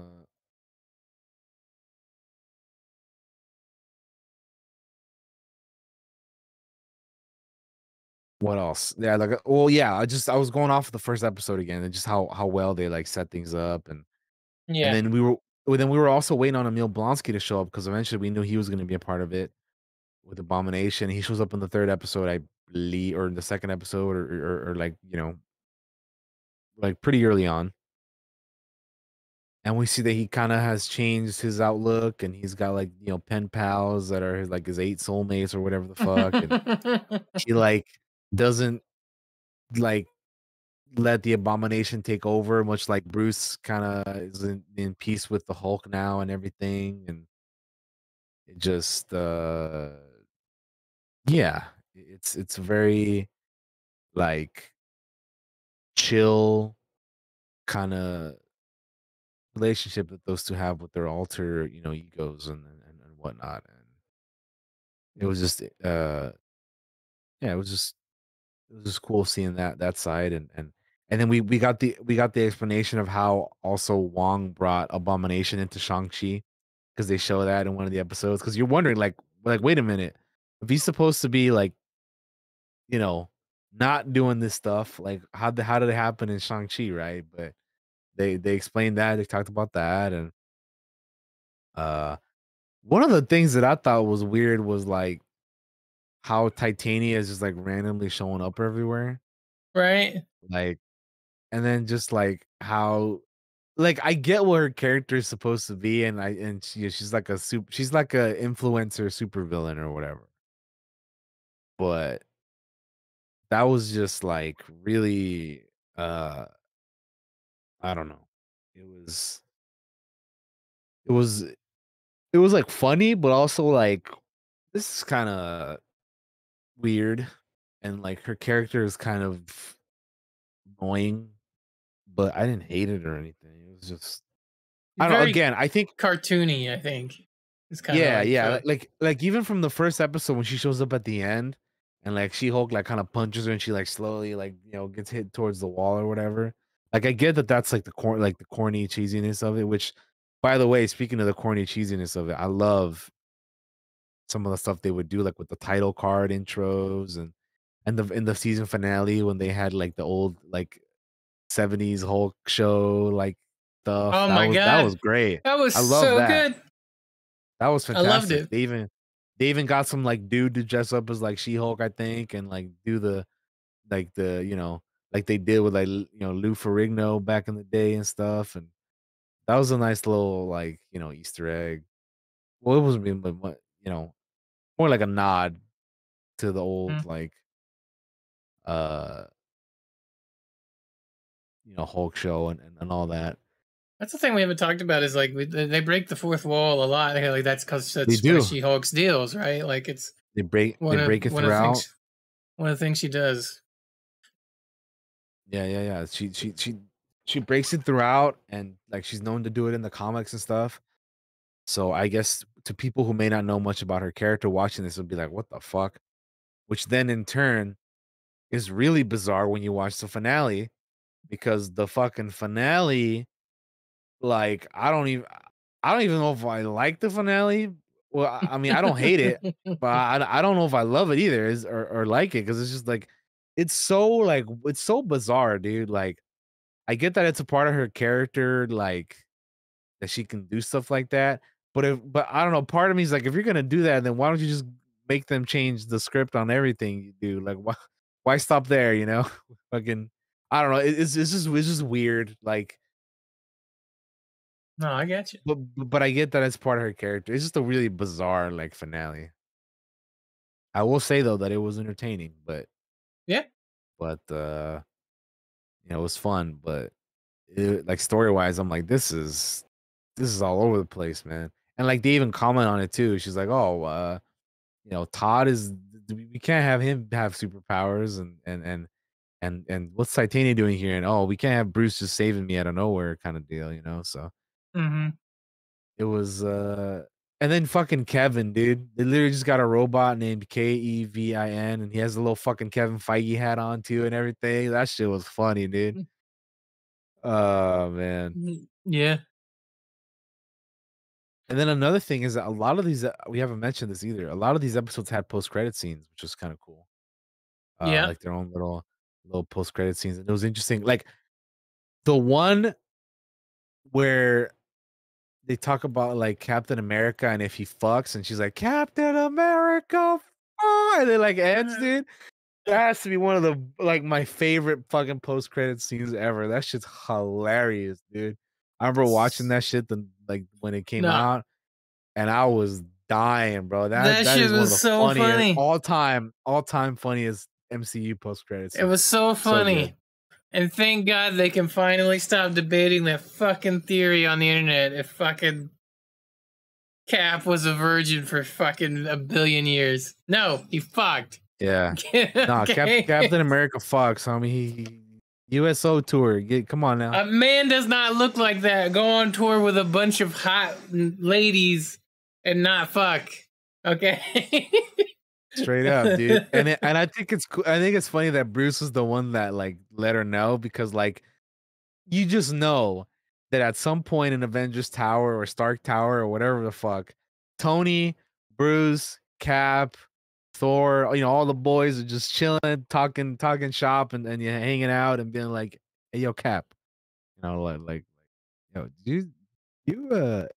what everybody's saying about you true or whatever, And he's like, let me, Peggy's one thing, but before I met her, this is what happened, So I could just totally see that, like Tony trying to like get Cap to speak on that, and I could just totally see that happening. So it makes sense for Bruce to be the one that like lets her know and everything. Cause yeah, it makes a lot of sense, I think.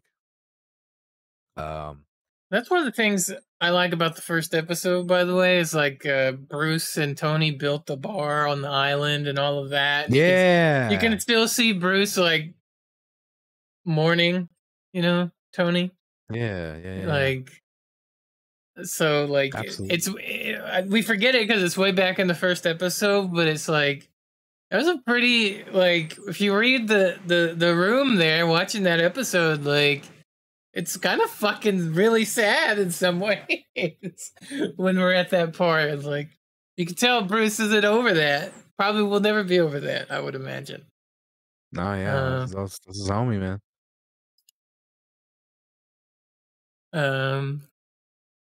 Anything you want to bring up about, Yeah, just one of the things I was going to say is like this is the first time I've seen Tatiana Maslany in anything, and I love her now, and she is great. She is so funny, and she was great as Jennifer Walters and She-Hulk, and she and Charlie Cox have a ton of chemistry, and they were fucking. She-Hulk and Daredevil teaming up was fucking awesome. Yeah, they were. And I was like, we were in voice chat watching, and I was like, I am into this. I am okay with this. This is awesome. Yeah, the chemistry they have worked really well, and you got She-Hulk and Daredevil, two very similar characters because they're both like lawyers and shit, and also superheroes. So it makes a lot of sense for those two to connect and relate and all that. And yeah, I think it makes a whole lot of sense. Absolutely. One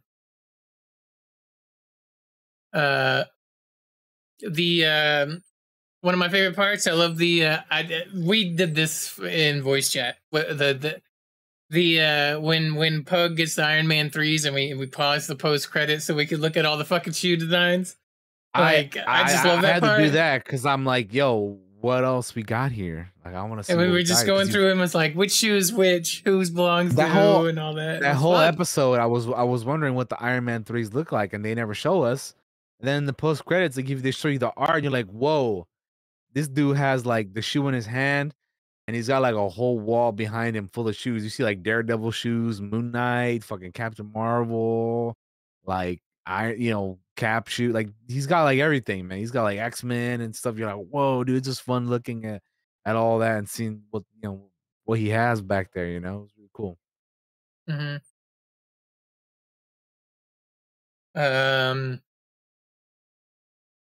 Another thing I was going to say about the show is the show has actually, as I say here and think about it, the show actually has a lot of characters in it. Like, and they may not all get like a lot of screen time, but I enjoy like a lot of them. Like Pug, fucking fantastic. Like loved whenever Pug was on, loved the guy. And it may be because I knew the actor from Arrow, to be fair, but for the most part, I enjoyed all the characters. Like, the lady lawyer that defends Jennifer Walters at her trial, I can't think of her fucking name, and she's in the earlier episodes too. Mallory? Is it Mallory? Yeah, Mallory. I enjoyed her. Mallory Book. She's great. I even like the boss, the like attorney boss guy. Holden, I think was his name. Yeah. I'm really bad with names right now. Brain is water. Yeah. The fucking Jen's dad is so fucking funny to me. Oh man, Jen's dad was great. Yeah. Fucking get off my lawn. I know there's a water ban on right now, but I got water for days. That shit was cracking me up in that last episode. That shit was funny, man. Yeah. Yeah, that was too good, man. If I had any knocks on the show, it's just that CG is rough at some points and it looks awkward. At times it's not a huge complaint from me. Like it's a very minimal complaint from me. I will say I think you do have to mention it. You know, that was one of my complaints from the trailers. I was like, "Ooh, CG doesn't look that great," but I think they really improved on it, like in the show itself. You know, at times it still wasn't all there, but like for the most part, I think they wasn't as bad as I thought it looked like in the trailers. So they for sure improved on it. So I think it looks worse when she's wearing like the suit. Like just the business suit in the early episodes before she meets Luke Jacobson and starts getting her own wardrobe and stuff. I think that's when it looks not the best. And there's a scene at the wedding that is a little rough, but they definitely got better as the episodes went on. And I'm sure, like, I don't know if this is getting another season. I hope it does because I had fun with it, or whatever they're gonna do with Jen going forward. For that matter, just wherever they do with her. I'm sure they will continue to get better because like they said with fucking Bruce is they had many fucking years to work on that CG and improve it over time. So I kind of hope that's what happens for She-Hulk as well. It was cool to see Tim Roth again. I love Tim Roth. And he is fucking funny as shit in this fucking show. We got Wongers, love Wong. Wong is always great, man. Him and fucking Madison or Madeline. Madison's so funny. Yeah, that was she was honestly like she could have been one of those characters that could have been really fucking annoying and just like irritating to have around, but she was actually pretty funny, you know. The way that her and Wong kind of interacted as well was Wongers was good. Dating, man. They was totally having a date there at the end. I was like, what the man? Let him they're watching dude. She spoiled the Sopranos for him though, man. I don't know. Dude, that was rough, man. I was like, dang. That rough. That was rough. And like also for somebody who hasn't seen it like me, I was like, oof. You know, like I know it's been out for years, but like, damn, they really just don't give a fuck. They're like, fuck you if you haven't seen it. Yeah. That's funny. I mean, it's been out for years. Whatever. It did. I get it. It didn't bother me because I had seen The Sopranos up to that point that she spoiled. Right. But I did think it was like, oh man, if you don't watch this, that's gotta hurt a little bit for you. And we are also, we come from a community that is very anti-spoiler, like for anything. It's just how we, and after all these years of being in that community, I'm hardwired to be like, oh no, she spoiled it. You know, I'm hardwired for that. To worry about it, but like. Honestly, I doubt many people will remember that spoiler by the time they watch The Sopranos. That's true. Yeah, that's another reason why I'm not really pressed about it either. Because I'm like, whatever. Like, am I gonna remember that by the time I watch it? I don't even remember what episode it was. It was like some episode on like season 5. Like, I don't even remember what she said, dude, like personally. So, yeah, I'm not too pressed about it. But yeah, it was just funny. I thought.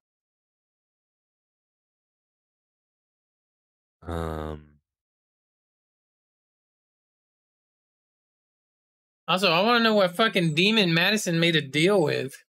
Fucking demon ass goat. That was crazy, dude. That was pretty nuts. It was cool seeing her, She-Hulk and Wong fight off those fucking things though.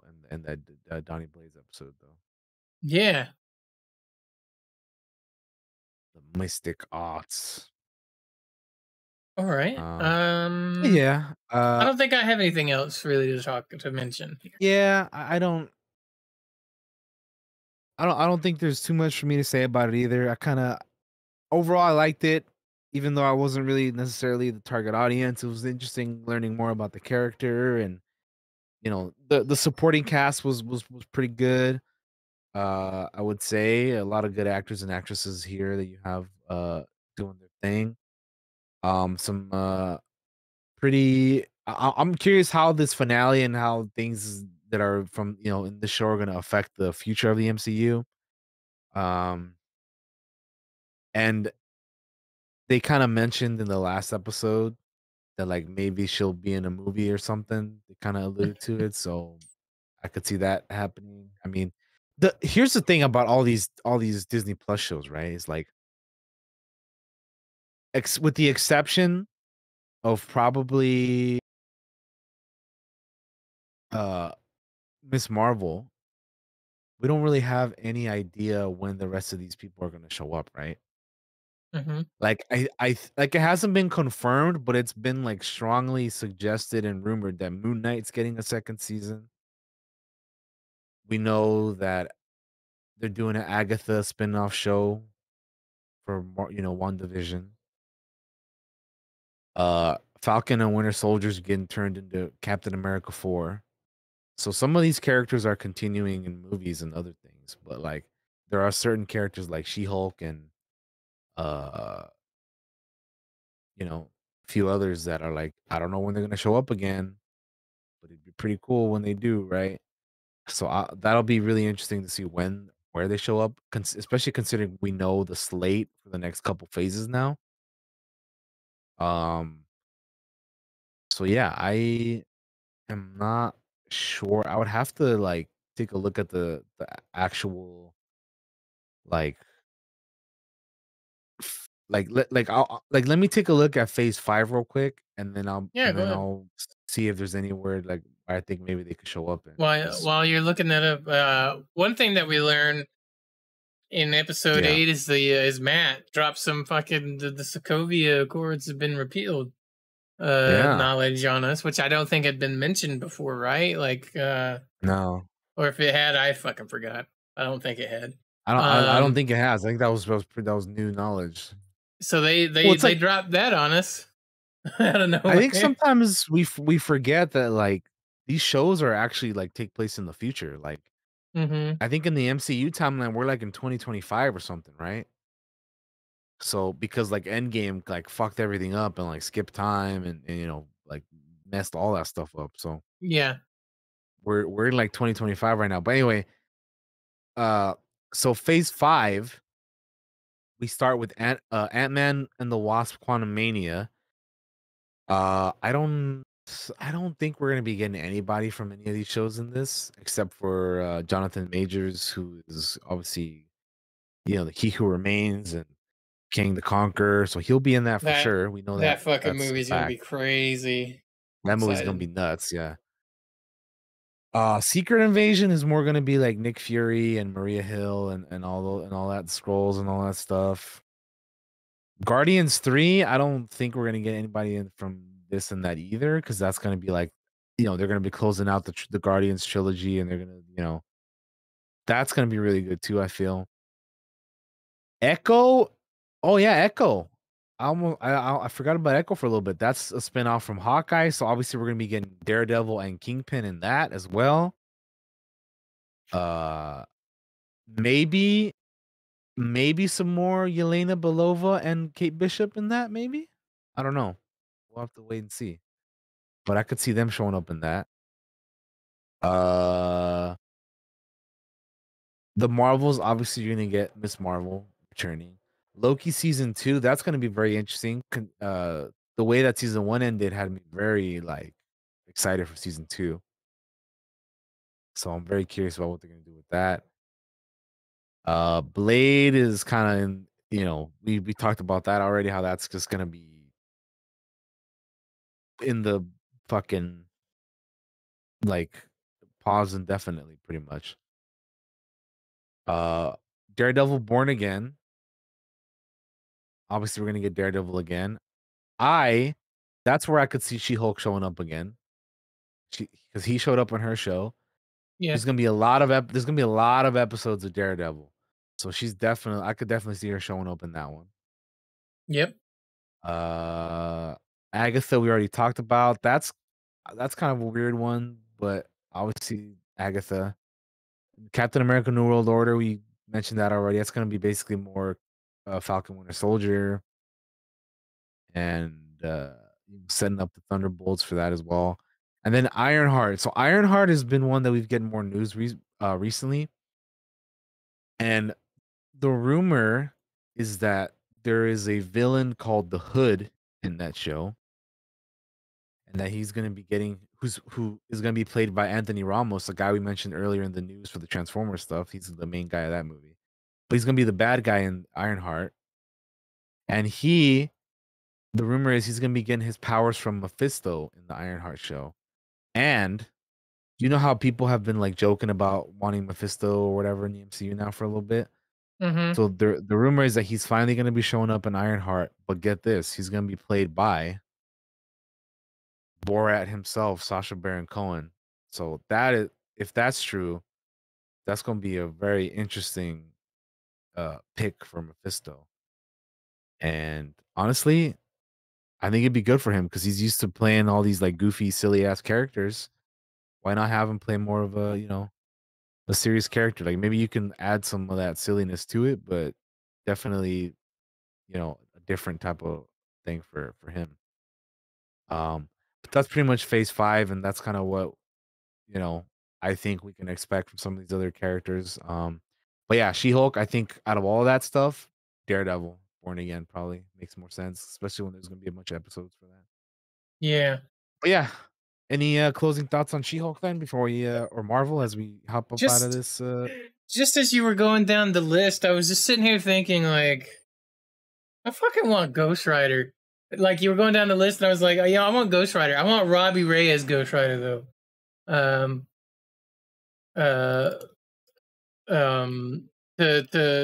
To be in Marvel, the MCU somewhere. It's funny that we should, or that you should mention that, because last week we were talking about Werewolf by Night, and I was wanting them to, and I'm like so ready for them to go into like the darker Marvel stuff, like now we got Werewolf now and Man Thing and Elsa Bloodstone, and dude, we're getting Blade, like, yeah, bring in the fucking Midnight Suns and bring in Ghost Rider and bring in all these other characters that are like a bit on the darker side of Marvel, right? Like, yeah, bring them in, dude. I'm ready, bro. I'm ready for all that shit. We're starting to mess with like the demons and devils and shit too. Like, it made me think of it when you said Mephisto and you were saying Ironheart, and we were talking about Ironheart, and I was like, what if they had a secret Robbie Reyes in there somewhere? Fucking Ghost Rider, fucking popping up with fucking. That would be honestly, that'd be an interesting place to bring him in if they brought him in like an Ironheart or something. That'd be kind of cool. I hadn't thought of that, but now that we're kind of talking about it, makes sense. I could see that. Yeah, when you were talking about it and you mentioned Mephisto, my brain went demons, devils, Ghost Rider. Hell yeah. That'd be cool. Anyway, that's the She-Hulk discussion. Yes. Unless there's anything else you want to add, DT, I don't have anything else. No, I think we kind of covered it. I think we both enjoyed it for the most part. Okay. Yeah. All right, let me change our text over because we're going to the Rings of Power. I'm just going to put it as Rings of Power so I don't have to move the giant big Lord of the Rings thing. Over. Okay, so we're going to spoil Lord of the Rings of Power. So if you haven't seen Rings of Power, now is your chance to walk out the door because we're going to talk about it and we're going to spoil it for sure here. So Amazon's Lord of the Rings, Rings of Power. We watched the most recent episodes. This had 8 episodes. DT, how did you feel about Rings of Power? So, show. Lord of the Rings, the Rings of Power. Josh, there's more than one Ring of Power, man. Many rings. So Lord of the Rings, the Rings of Power. So going into this, before this came out, I was really excited for it. I love Lord of the Rings. I am a big fan of the movies and the stuff that was set up in that and all the, what we got in that. And I just was so hyped for this. I was very excited. Well, the moment it was announced, like, yo, we're getting a show, we're getting an Amazon Lord of the Rings show. Like, hell yeah, I'm ready. I'm excited. Let's do it. And now that it's all done, I didn't not like it, but I was kind of a little disappointed by it. Like, I was hoping I was just hoping to like it more than I did. And which again, I liked it. I did like it, but it was a tad bit too slow. And I Oh my hate to make God. this It is slow. Yeah, no, I agree. It's a very slow show. And I think they say that, like, the people working on the show, like, yeah, hope you guys go along with us on this. It's a slow ride, but we have a plan for whatever, which is fine. I'm excited to see what comes of it in the next season. But it's kind of hard not to compare it to the House of the Dragon when like every week that show has me fucking like the moment it drops, we're there watching that shit, right? Whereas with Lord of the Rings, I watched the last two episodes back to back because I hadn't seen them. Like Lord of the Rings just didn't have it didn't get me, this show didn't get me hype like it did like House of the Dragon, like not every show needs to do that, you know, but when there's so much TV out here and you have kind of like a direct, indirect competitor like House of the Dragon, two big fantasy shows going on at the same time, it's hard to not compare the two. Mm-hmm. They're different but similar, and they're both on at the during the same time. Obviously, Lord of the Rings is over now, and House of the Dragon will be over next week, and we're going to be talking about that next week. But I just, I don't know. I like the show, but I wish it wasn't as slow.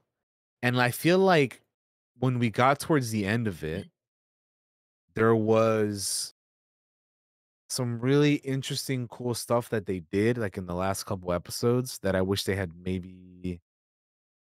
Like, I wish I don't know how to describe it, like the feeling or like the not urgency, but like, oh man, there's finally stuff like big things happening. Like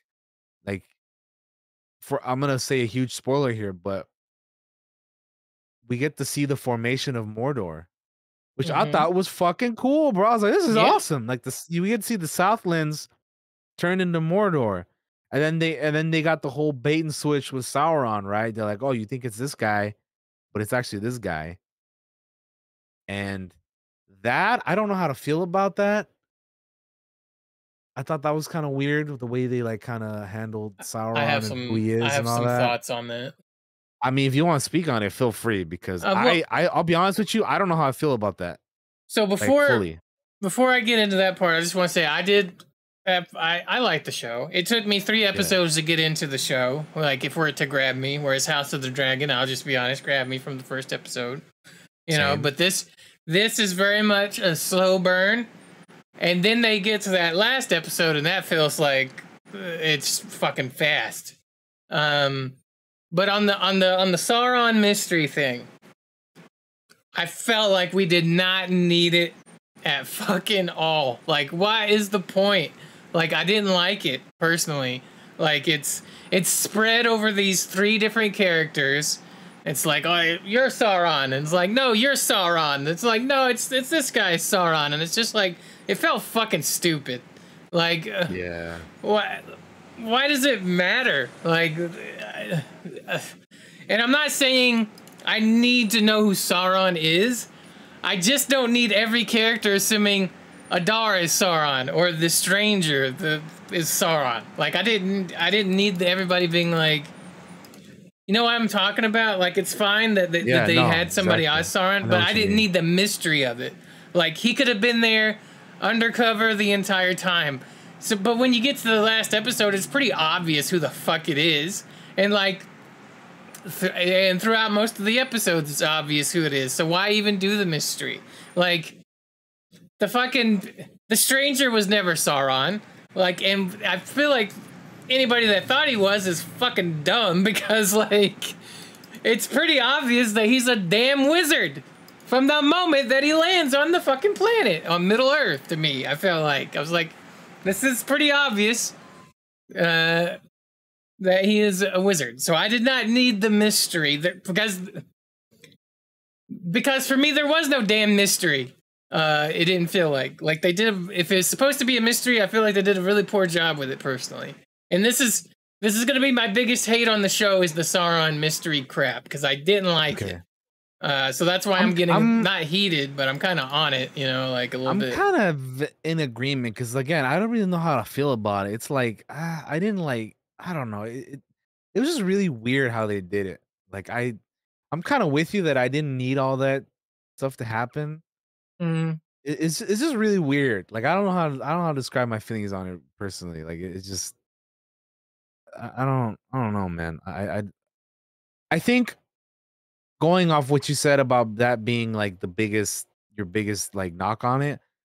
One of my biggest strengths on this season was the relationship between Durin and Elrond. Yes, yes. That was one of the cool... I got really excited. No, you're good, because yeah, that was one of the coolest things in this entire like show was the camaraderie, the friendship, the brotherhood between elf and dwarf, right?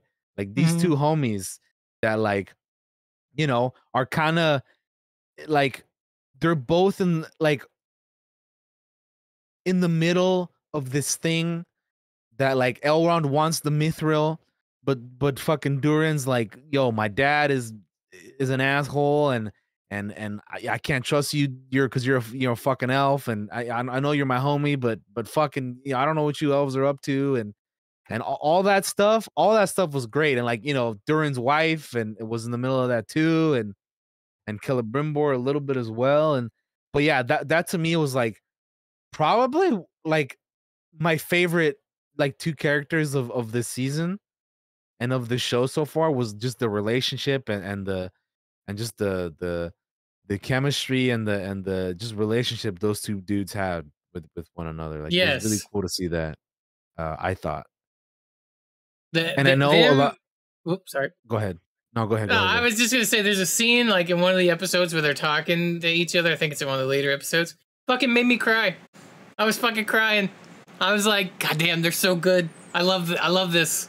But what were you gonna say? Sorry, continue. I didn't mean to cut you off. No, I know there might be some people out there that are gonna like compare it to like Gimli and Legolas, but I think I think it's different. It's just the big comparisons. The big comparisons just because it's a dwarf and an elf again. But like, yeah, I didn't quite cry, but you could tell like those two guys like when they're talking about like their past and how like they hadn't seen each other in a long time and all that. That was really cool, man. I really liked it. And then Moria was really cool to see, and just all the dwarf shit was awesome. I think. Well, that all that stuff was really cool. I thought the character of Arondir was also pretty cool. I think who they cast for Galadriel was also pretty dope. Like I could totally buy her being like a younger Kate Blanchett, Like I could see it. Like as like when you see her, you're like, oh, okay. I could totally buy her being that, and the way like she's because in the movies, like if you only watch the movies, you look at Galadriel and you're like, oh, I didn't know that she could be also this like badass. Like was she like a general or like a commander or what the hell? What was she again? I forget, but she was like this like warrior, dude, like just out there like for years, like trying to hunt down Sauron because her brother and all that stuff. So it was quite interesting and pretty cool to see that as well. But yeah, yeah, but definitely the Durin and Elrond stuff was some of my favorite stuff. And then like even like the Harfoot stuff I thought was kind of cool too. Like, you know, they're like the precursor to the hobbits, so they're not quite hobbits yet, but they're, you know, they're Harfoot. They're getting there, you know. I thought like those people were pretty cool. Like even the way that Homeboy went out at the end of the last episode was kind of, you know, it's like, dang, I feel bad for that dude, man. Like, you know, I'm gonna go wandering off the grave. I was like, oh, that's such a good yeah, line. That's such a good death yeah, line. It's like in D&D, if you're gonna die and you're dying right with your friends around you, it's like you want that one good line to say before you go. That was that fucking line right there for that guy. It was like I really liked that line from him as he was gonna pass away.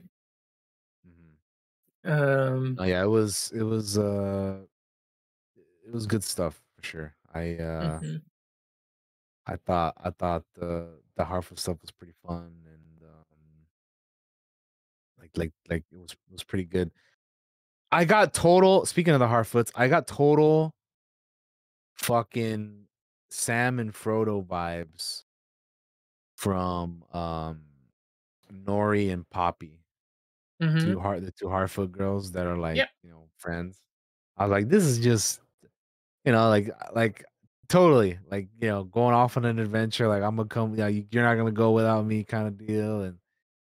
And then like the stranger is kind of like, you know, a weird character, so he kind of was like not quite the Gollum role in this, but like, you know, if you're gonna give them that like role, then he kind of fits into that. Not really, but Mhm. anyway, um, you know, the Harfoots, you know, the Brandyfoots were cool.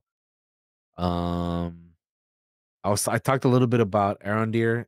I thought he was pretty cool. His Very fucking armor different was from cool. yeah, I liked very it. different from what a lot of people think of as the a an elf, because they're, you know, I think I forget where we talked about this, but I think recently we talked about like how a lot of like fantasy stuff have your stereotypical elves be like tall, pale skin, blonde haired, Mhm. like celestial beings or whatever the fuck. And here you have this like, you know, black Puerto Rican dude with short hair being an elf, and the internet's getting mad because they're racist, and you know, and he's cool, man. He's badass, bro. Like why you hating on this man? He was doing work. Yeah. And then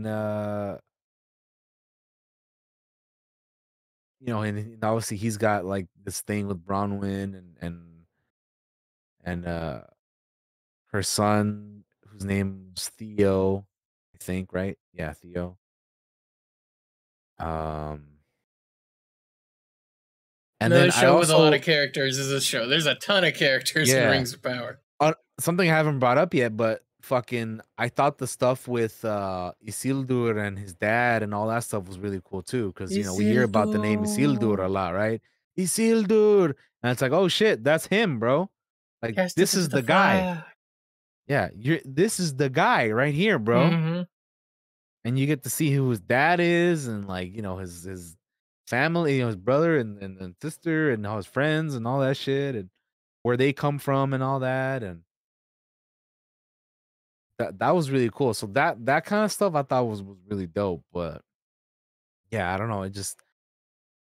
I don't know why. Like, I usually don't mind slower burn stuff, but man, this felt like I don't know, man. It needed like something like whatever they did in in the finale and like the episode before that. I needed more of that in like the rest of the season. Yeah, You know, I agree. personally, I just I don't know, man. For me, it needed more of that kind of stuff. Yeah, parts of it hit more than other parts of it, right? Like the Yeah. last episode, there's a lot of cool shit in there, so that hits. I like a lot of the fighting when it happens. For me, the big killer is just that fucking mystery, man. I feel like if we took out that, right, like you can still have the mystery. It's just like they're just not beating you over the head with it. Like Halbrand can still be Sauron and all, and you can do the whole journey, and she doesn't know type deal. Whatever. Yeah. But you cut out all the other like long moments of it trying to drill into your head that this person might be the great evil that Galadriel is after, but like I feel like they spoil it from the beginning, because that's the whole reason they send Galadriel away, is because if she hangs around, Sauron's gonna fucking reemerge, and that's literally what happens. She jumps out the fucking boat. She gets on she runs into Halbrand, who is Sauron, and that is it. Like they literally fucking it's literally spoiled. So there is no fucking mystery. They tell you right in the first episode it's gonna happen. You know? Yeah. But yeah, is it so? The stranger supposed to be Gandalf? DT, is that what you got out of that, or is he just one of the other wizards? I'm not sure who the fuck he's supposed to be. He's clearly some kind of magical dude. I mean, they show us that. You know, he fixes the forest and all that. He even says it in the last episode. They said Istar means wise one or wizard. So he's a wizard. Yeah. He's one of the wizards. But is he Gandalf the wizard? Maybe, I just assumed. I don't know, dude. Because there's in the books there's wizards we don't meet. Like there's two blue wizards, and I know people were speculating. I looked on the Reddit after I'd watched, and people were like, "Is he the blue wizard?" But then there's moments where it's like he seems very Gandalf-ish. He says some lines that are kind of Gandalf-ish. He turns the sorceress ladies, the evil bitches that are after him, into like moths, which is like, you know, Gandalf talks to that moth in the first movie to call the eagles, and like there's definitely like I don't know. I kind of don't want it to be Gandalf. I kind of want it to be a different wizard. And they don't actually say who he is. He's still the stranger. Yeah, they never outright tell us who he is, but yeah, I don't know. I mean, I think I would prefer it if it was one of the other wizards we don't get to see in the movies. Like if it was just one of the other ones. But I mean, they had Homeboy be Sauron, so I mean, I could totally see them being like the stranger's Gandalf too, you know. I hope it isn't, but I mean, whatever. I mean, like I said, my preference would be if they just make him be one of the like bonus extra dudes that we haven't seen yet. Like I think that would be cooler. But I don't know. We'll see for season 2. They're like I said, they're going on a slow pace here. I hope they pick it up more though in season 2, man, because I like the show overall.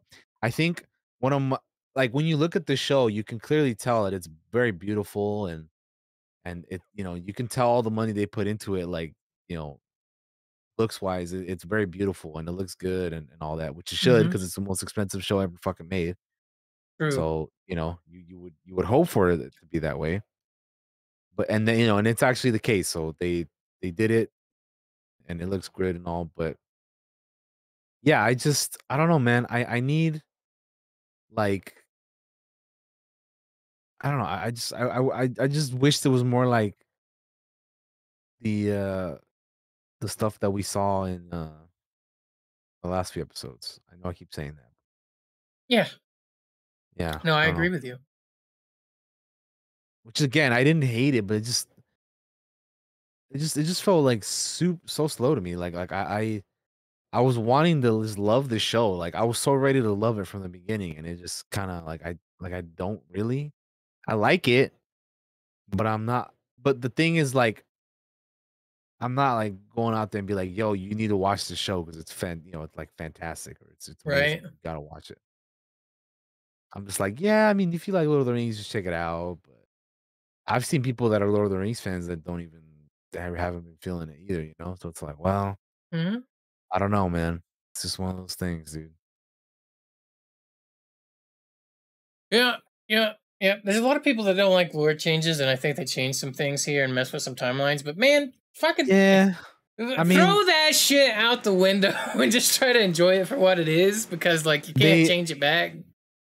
yeah, I mean, they're adapting it from the Silmarillion, and like they're not like copying it like 100%. They're like, kind of fixing it to fit in with like the movie like lore and stuff, right? So like I Mm-hmm. don't know. It's gonna be different. It's not gonna be the same, but I don't know. People wilding for no reason, dude. Yeah. Like I'm not gonna sit here and be like, oh, it's the best show ever, because obviously I don't think either one of us feel that way. But I wish it felt more in that vein of like, man, this is one of the best shows ever. Because Lord of the Rings, man, we want it to be good, dude. Like Yeah. I want the show to be good, man, and I want the future seasons to be good. Like I do hope that like this show, you know, can come back and in season 2 and come back stronger than than it was before, because that would Yeah. be great. Yeah. And it's not like we hate the show. Like I think we both enjoyed it for what it No, was. Um, there's some parts that I think that are really cool. Like I really like seeing Numenor and seeing all the architecture and their armor and their kind of like when Galadriel is there and Halbrand is there, and they kind of walk Halbrand. around the city and we see all the fucking architecture and all the and they're just their way of life is like fascinating, and like it gave me D&D ideas, so that was fucking cool. I thought seeing all the gigantic statues with the fucking swords and like that looks cool. Yeah, like again, all that like visual stuff was top notch. Like again, Mm-hmm. you're gonna have a super expensive ass show. It better look good. So yeah, makes total sense for that to be the case. And yeah, all that stuff I have no issues with. It was just for me, it's just the biggest stuff was just it felt like slow, and the Sauron stuff was really weird. The Stranger stuff was kind of weird. But again, I know that they're trying to take us on this journey, and we're gonna find out eventually and stuff. I don't know, man. I was just kind of hoping for it to be more like just more hype, dude. I don't know. Which might be wrong of me to say, but I don't know, man. It's just tough when you have all this other stuff going on around the same time too, you know. And the thing is, like, they take the name Lord of the Rings, right? That automatically is going to give you a ton of baggage that you're going to have to try to live up to if you're making a show with that title on there. Like, it's Lord of the Rings, Rings of Power. It's not just Rings of Power. You know, it's attached to excuse me. It's attached to Lord of the Rings, which has a lot of baggage on there. So, um, yeah, they have their work cut out for themselves. But I'm really hoping, without the who the fuck is Sauron mystery that I didn't really like, Yeah. in future seasons, it should pick up. I would be surprised if it's a slow burn again. Feel like Yeah, I would hope so. I think they slow will. burns are I kind of think they first they season they things. I hope they will.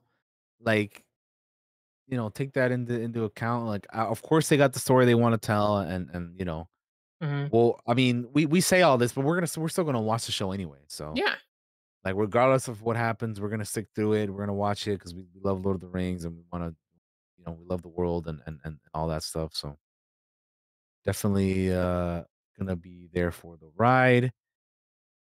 And yeah, I mean, I'm just hoping oh, that what's up? no. Finish your thought, and then once you're done, Gotcha. I'll continue. Um yeah, no, I like I said, the biggest thing for me was the Elrond and doing stuff, and I want to see more of them, and uh like all more dwarves, because the dwarves are in this are pretty good. I think. Oh, we haven't even touched on this at all. The orcs and stuff in this look great because they look like they did in Lord of the Rings. They're more, we have mentioned that they were going to be back to practical this time around, which they didn't do in The Hobbit, and you can tell that they look rough. So it's a good thing they went back to this. I thought that was pretty cool.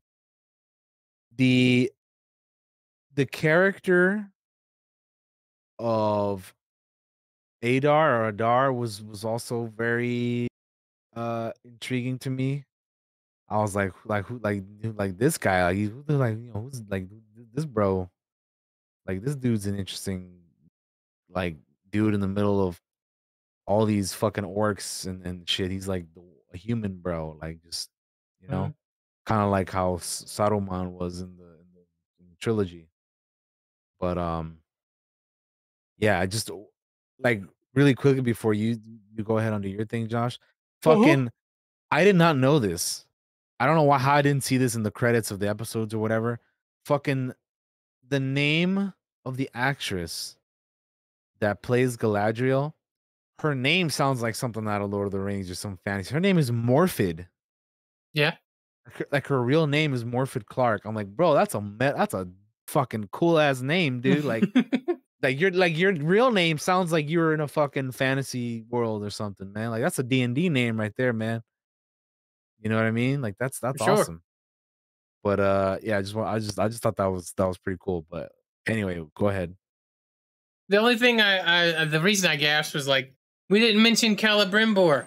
Celebrimbor's in this fucking show, and we know him from the fucking video games. Well, we didn't go deep into him, but I know him from Shadows of Mordor, and which obviously that shit's not canon, but it's like it's trippy to be like, I know this dude from the fucking video games that I played, even though he's a completely different dude in the show, and that's all I wanted to mention. Like, I didn't get to go in deep on him, and I meant to because it was like, this is a cool character.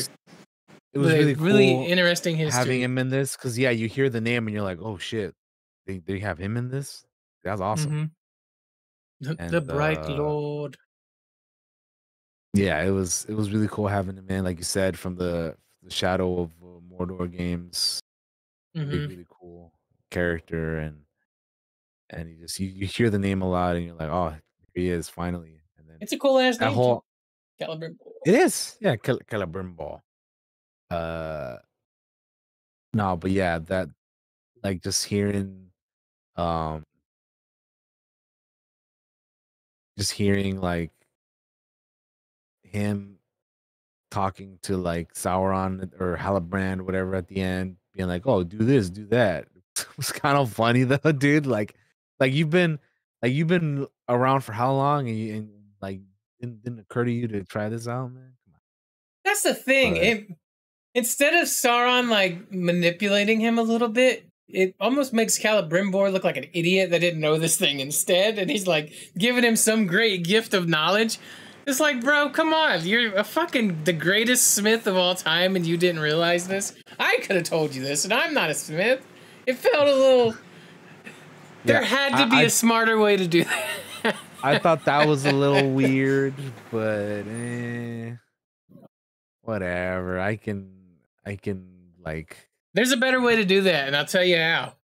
That last episode's super fucking fast. So that's why they did it like that. That's why it was done that way. It was like, we need to get from point A to point B. Whereas if they were, I wouldn't have done it. I would have built up to it over a couple episodes instead, but they wanted to do the slow burn Sauron mystery. I would have had Halbrand in there doing like they should have got the town like a episode earlier, I feel, and then just had him slowly weaseling his way, because once he gets there, he throws out all pretense of being Halbrand. I feel like if you had done that an episode earlier and slowly did it a little bit, not as fast because that last episode's fucking quick. And slowly saw him like stop slowly see him slip off that mask and be Sauron and manipulative, and the power of persuasion and the gift that he says. Like, the moment he said the gift, it was like, I know that's from the fucking books. So I would have probably done it an episode earlier and would have trimmed some of that who is Sauron mystery to fit that in. Personally, if I was gonna do it.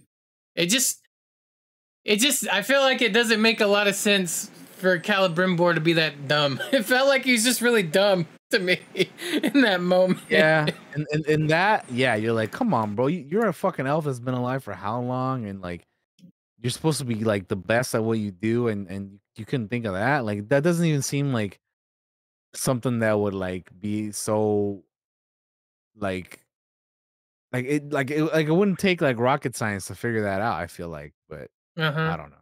Especially when they're sitting there trying everything. Right? They're actually trying to make this thing. There's explosions happening.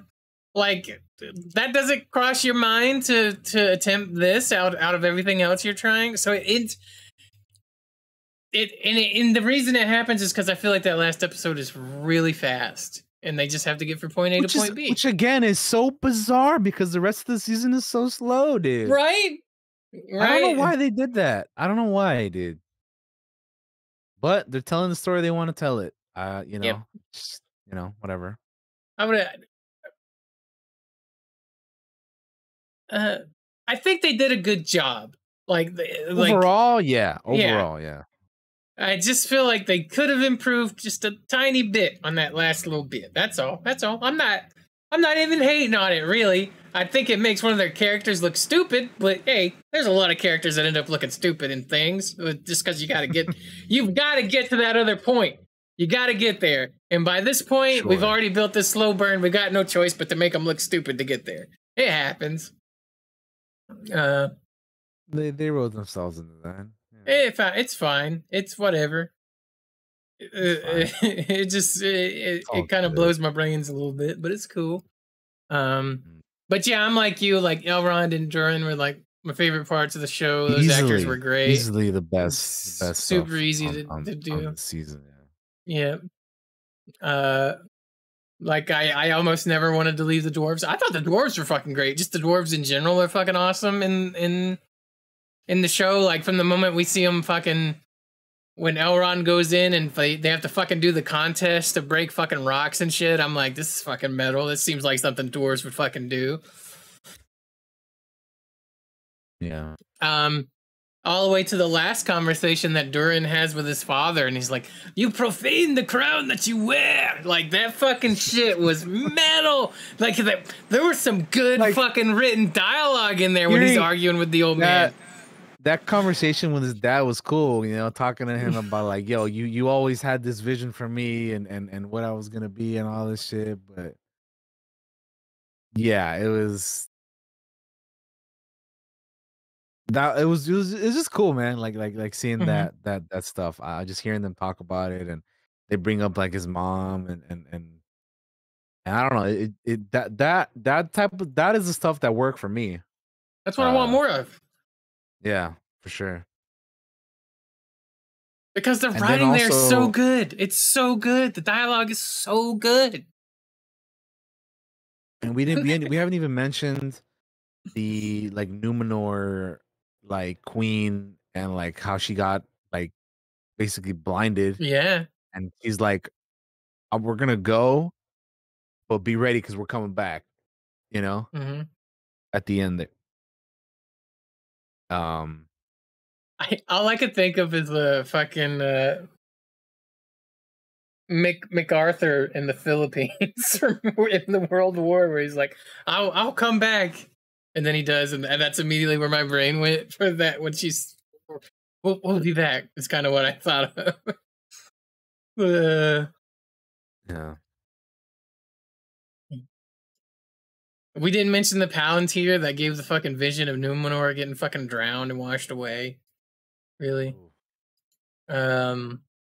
Which is kind of like the catalyst for Numenor to go to Middle Earth, and anyway, and there's a lot of thread weaving going on, a lot of things being laid down for future seasons too, because fucking Elendil thinks Isildur is dead and shit. yeah, Like, yeah. It's like we know he's not, but he thinks yeah, he we is. know he's not, but yeah, he's all mad at fucking Galadriel. Like I should have never. He's like, he doesn't say this, but this is how I'm gonna summarize it. He's like, I should have never drug this bitch out the water.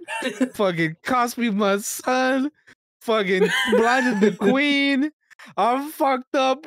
Fucking Numenor. God damn it. I should have never trusted my gut and got this bitch out the water, basically, right? Like that was kind of like his feelings, like how they made it seem like he's all like so ready to leave, like let's go back home, like our boat's waiting. I want to get the fuck out of this place. Oh man, Fucking wait till he finds out he saved Sauron. Oh boy, yeah, right. Which Galadriel doesn't tell anybody at the end. Also, she's like, I was definitely picking up on some romance vibes from Elendil and the fucking queen, right? Like I was feeling that a little bit toward the end. Yeah, or at least it seemed that way a little bit to me. Yeah, I can see that. But yeah, I don't even know when when season 2 is supposed to come out. Like, is it next year? Or do we have to wait 2 years? Like, how long? I Do you have even know that? no clue. And this even had a production break because of COVID. So that's true. Yeah, I don't know. I guess we'll have to wait and see, huh? yeah. But we'll definitely be checking that one out as well. I'll be keeping an eye on more news on season 2 and when that drops. I'm sure we'll talk about it in the podcast in the future and all that good stuff. Yeah, I'm trying to think of what else like we may have maybe missed or not talked about right away. Fucking music's good. Intro's a banger. Oh, music was fantastic, dude. Yeah. I can't believe we hadn't mentioned that because it is really good. The theme. Mm-hmm. Definitely.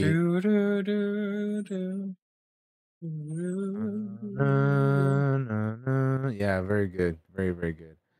I watched the intro for like every episode. just listen to the music. Yeah, and watch the fucking the logo come together and all that. Yeah. Hell